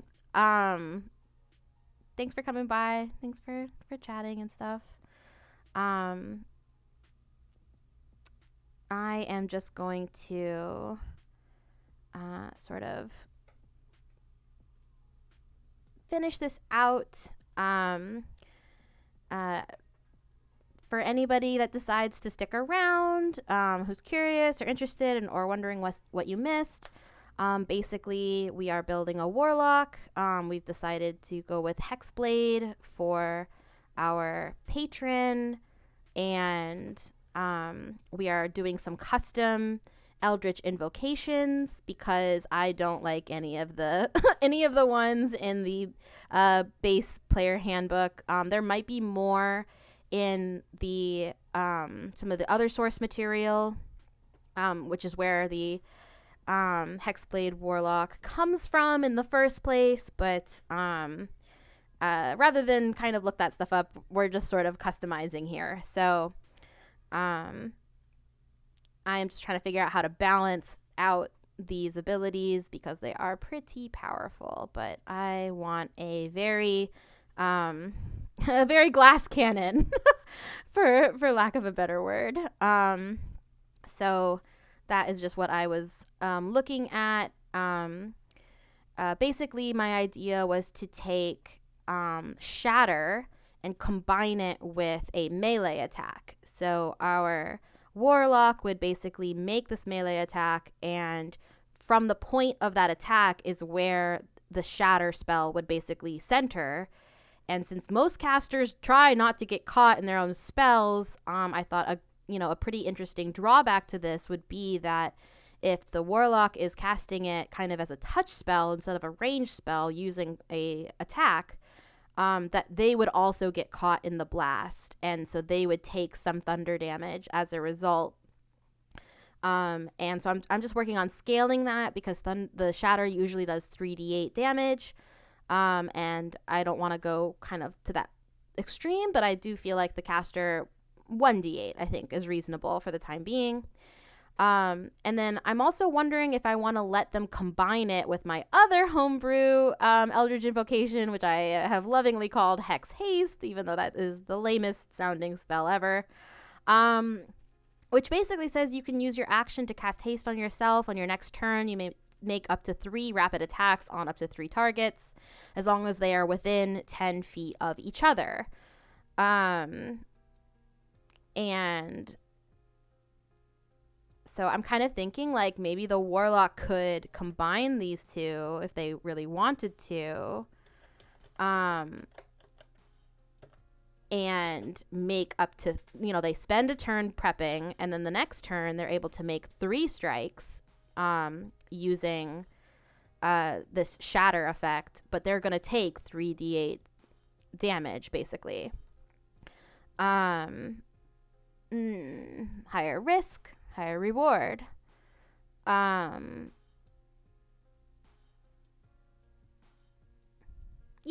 you know what? Yeah, that's what we're going to do. So we're going to say this invocation be combined with, for lack of a better word, Hex Haste, working title, to perform up to 3 rapid strikes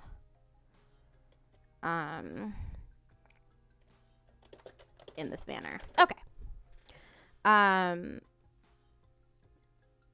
Because 3d8 is like 15 points of damage, and our guy only has 24 points total.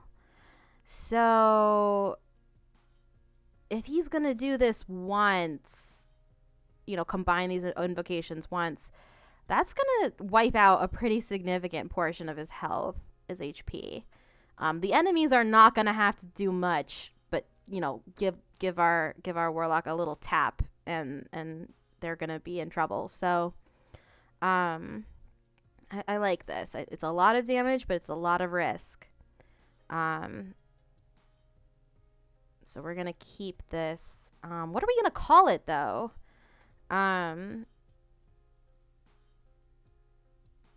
Okay, Seer.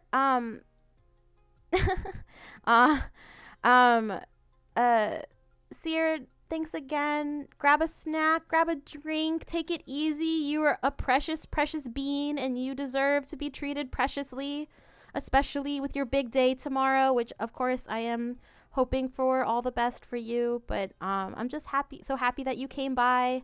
You do you, get some rest, all of that. But okay. So for our, what are we gonna call this thing? Because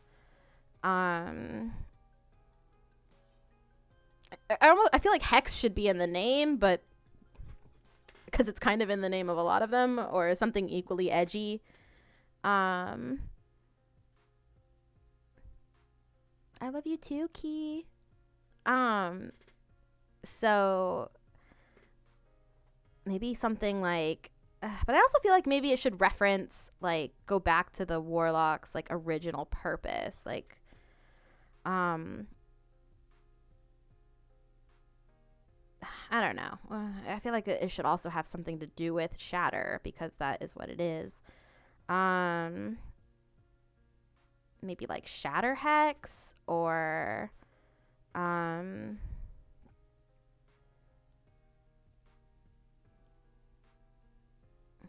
something about it being a trade-off, like, in the fact that it does damage. Oh, I'm definitely going to put that you cannot be reduced to 0 HP this way. Because that would be silly. Hits perform up to 3 rapid strikes in this manner. HP depleted. Oh boy. Depleted in this. Using this invocation, not reduce to 0 HP. So basically, it will stop at 1, and you'll have the Warlock will be at 1 HP, but they will not fall unconscious. They will not die and have to make death saves. They will just be reduced to 1.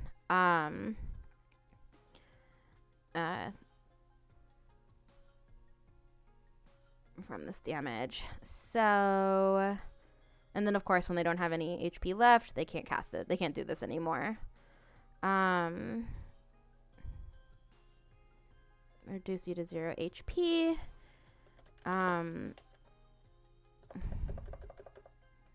But once you hit 1 HP, cannot use this invocation until a long or short rest. Makes sense.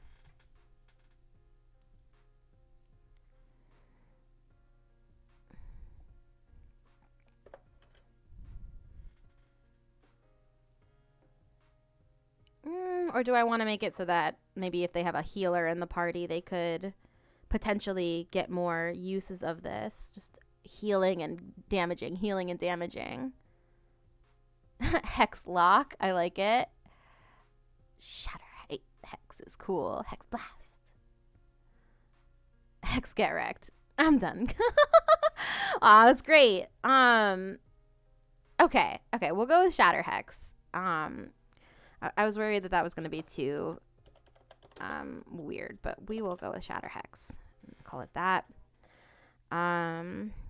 Okay, Invocation can be combined with Hex Haste to perform up to 3 rapid strikes in this manner. HP depleted using this invocation cannot reduce you to 0 HP, but once you hit 1 HP, you cannot use this invocation until a long or short rest. Yeah. Okay, we'll keep it like this. To sort of limit it.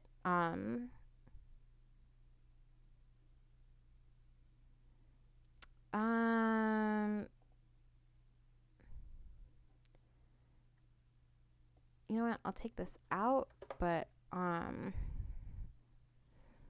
say at least 8. It has to be at least 1d8's worth of HP. Okay. So that is very weird, but that's what we're gonna call that for the time being. What is going on with this one? Why is it not showing me my details here? Okay, well, oh, okay. I guess it was just collapsed. I didn't realize that could happen. Okay, let's kind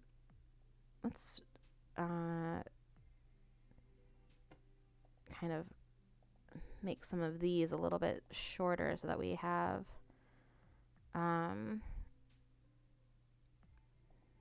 more space to look at what we're looking at. Okay.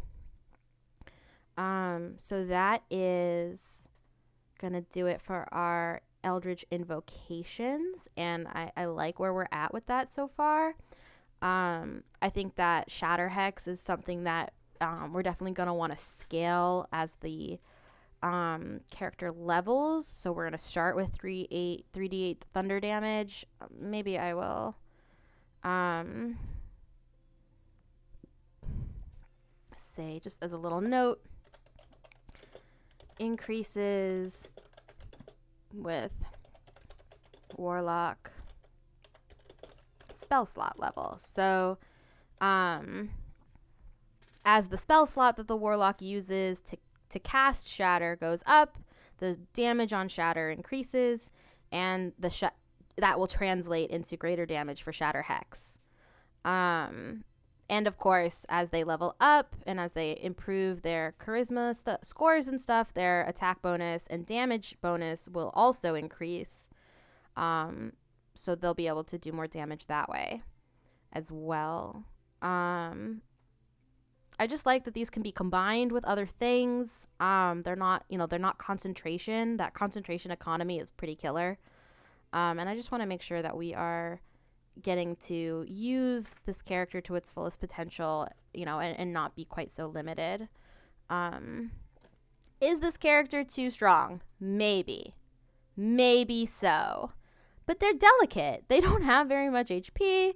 Their AC is, it's 16. That's pretty high for a caster, but it's not 21, which is what I had a paladin once in heavy armor with a 21 AC, and I couldn't hit her to save my life. So, it's the little things. There's little trade-offs here.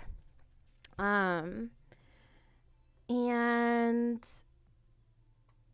I think that kind of covers it. Of course, there's always backgrounds and any particular like tool proficiencies and custom skills. I really feel like this character, though, like based on the backstory and based on their kind of motivations, I really feel like they have spent basically their entire life devoted to their mission, so to speak. So like initially it was fighting in the Demon Lord's army, and then eventually it was carrying out this mission for the emissary, like to protect the land. And I feel like they've taken that very seriously and haven't really spent time branching out and learning about the world and spending time with people and learning skills and tools and stuff. Like I think that they very much see themselves as a kind of a blunt instrument here. And so I'm willing to just kind of leave that alone for the time being. And sort of maybe revisit that later during various situations or various settings and stories. Like we might want to go around a little bit. Okay, so this is just the live sheet stuff. We don't want to mess with that at the moment. But yeah, we're coming up on sort of the 4-hour mark here.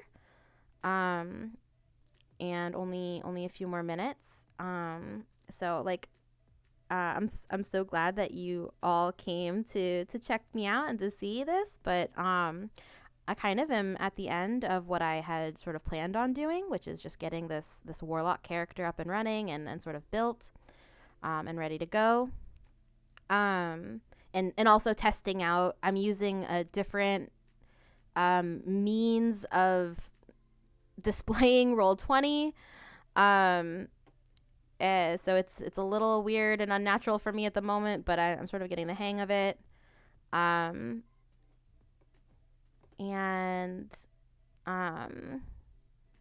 yeah, we can go from there. Okay, let me see if um let me see if this will work. It might not. My computer might explode. It really might not like this. Okay. um like I said, I'm really messing with stuff. But I did make this little scene using the slideshow feature. I put a little slideshow of Edie up. Um, Yay, you like it? I'm so glad. So that's my author avatar. That is a chat box and labels that I got all from looking at Etsy with Key a couple days ago. And so I've been playing with all of that, setting everything up, making it look as nice as I can. And then, like I said, in the corner there, you have this little slideshow of Edie. She is my service dog. She's a collie. She is named after Edie from Mass Effect 2 and 3, who she is. I had some fan art of her drawn with that character. She's basically just a super sweet girl, and I love her to pieces. So I always, any chance I get to show off pictures of her or how cute she is or talk to anybody about her, I will always take that opportunity. Yeah, I agree. You like the pink though. I'm glad you like the pink. The font was giving me, weirdly enough, the text, which you'd think is the simplest part about all of this, was actually the hardest to do. I struggled to find a font that was not hideous, and then to get the colors to change and to get it sized and placed in the little cloud. Like the cloud and the lettering are not one solid image. It's the cloud, and then the text box is like over it. You can help. Amazing. Okay, yeah. So you might have to come take a look at that in a bit, because I did the best that I could to just get it into the proper position and make it kind of the right size, but the font is weird. It's like weirdly smaller and harder to see than than other fonts that I was looking at, but it's cute and cursive. Yay, I'm glad you like my avatar. Yeah, that was Key's suggestion. Key is the one who suggested putting her up on the screen, prominently displayed. Um, so I decided to go ahead and put her front and center there, in her magical library, where she is coming to you and telling you these stories and letting you experience these dreams. So I hope that the vibe is right, and that we're sort of looking good. The slideshow seems to be working, and my computer hasn't like exploded, so I'll take it as a win. Um, I was sort of worried that my computer wouldn't be able to handle it. Um, but yay, I'm so glad. Everything seems to be working, at least for now. Um, and Key will come fix the lettering eventually. But yeah, I don't know if anybody who's here wants to make a suggestion for next character creation night. So far we have done a bard, and this just now we did a warlock, which if you want to see a different type of bard or a different subclass of warlock, I'm totally down to do another character build just with a different subclass, if you're interested in that. But otherwise, I think I'm just going to have a couple more of these little character creation nights, maybe one or two. And then hopefully, once the kind of kinks are worked out and I finally have a little bit more confidence with the software setup and getting everything running, we will move on to a actual live play night, where everybody will be able to participate and play along, and we will have a sort of self-contained story that is going to not rely on having been at previous streams, not really rely on being at future streams, just going to be a neat little self-contained adventure for those who want to participate or listen along or just kind of watch to see what chaos unfolds. All valid, all perfectly valid. But in the meantime, like I said, we kind of accomplished everything that I set out to.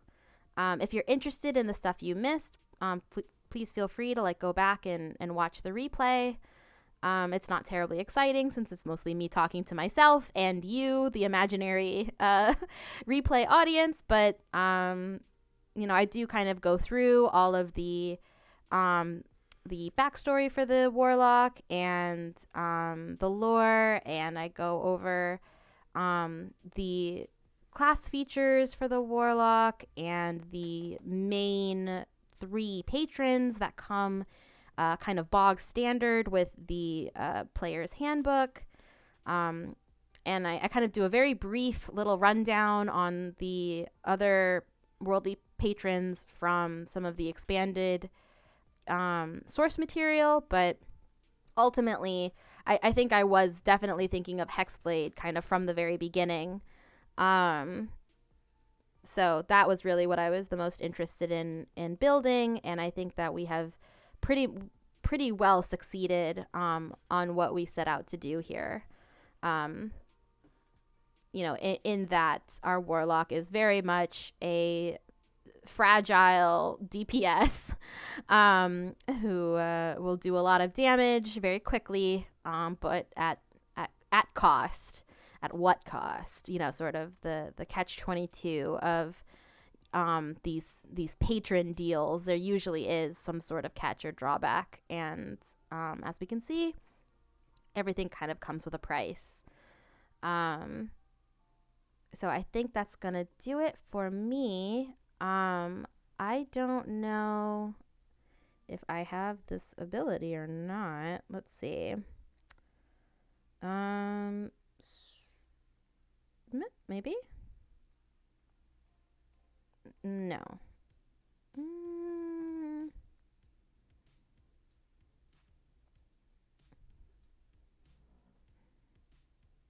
Let's see.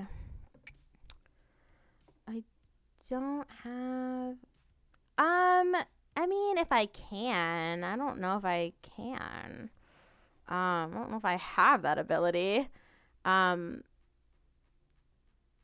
If it's not a button, everybody, I am so not savvy to this. If it's not a button with a very clear label, I do not know how to do it.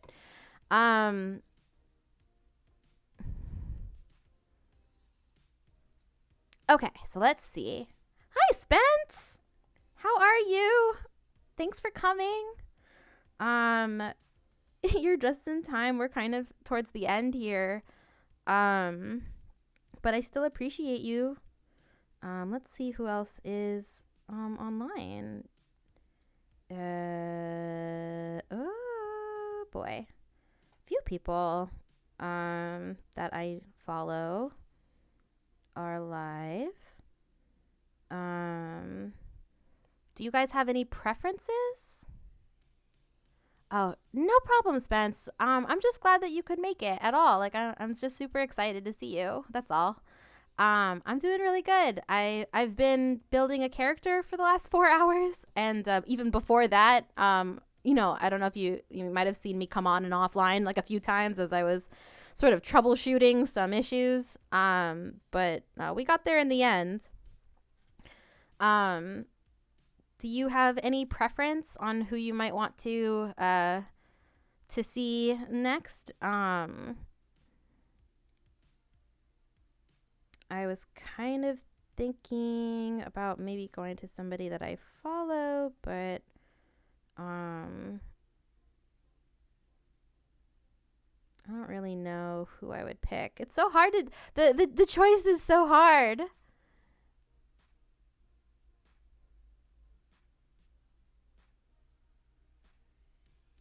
is on. Oh yeah, is on too. Yeah, let's do that. Okay, so I have to type \raid and then the username, no space for the slash and raid. Okay. Live that and okay. \raid and then at bing. Uh-oh.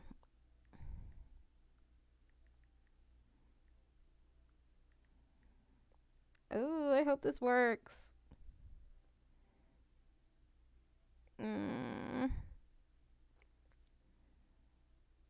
Okay, there's no. Okay. I can do this. Isn't that a 4? Okay. Right? Do I have to do the at like this? Big. Like that? It says this channel is intended for mature audiences. Did it work? Is it going? Oh. Okay, and then so the last thing I'm going to leave you with is we'll go here. Thanks so much. Like I said, thanks so much everybody for coming. I appreciate you.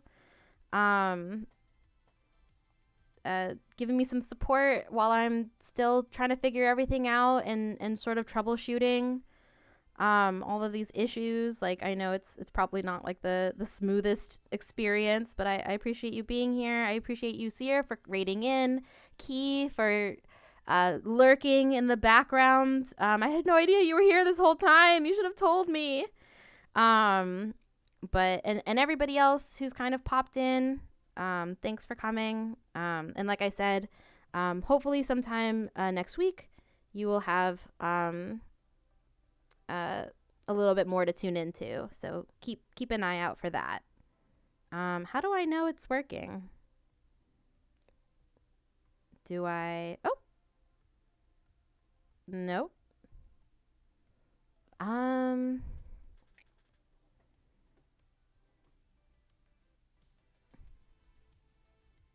Do I turn this off? Uh-oh, you guys, I'm so sorry. I don't know what I'm doing.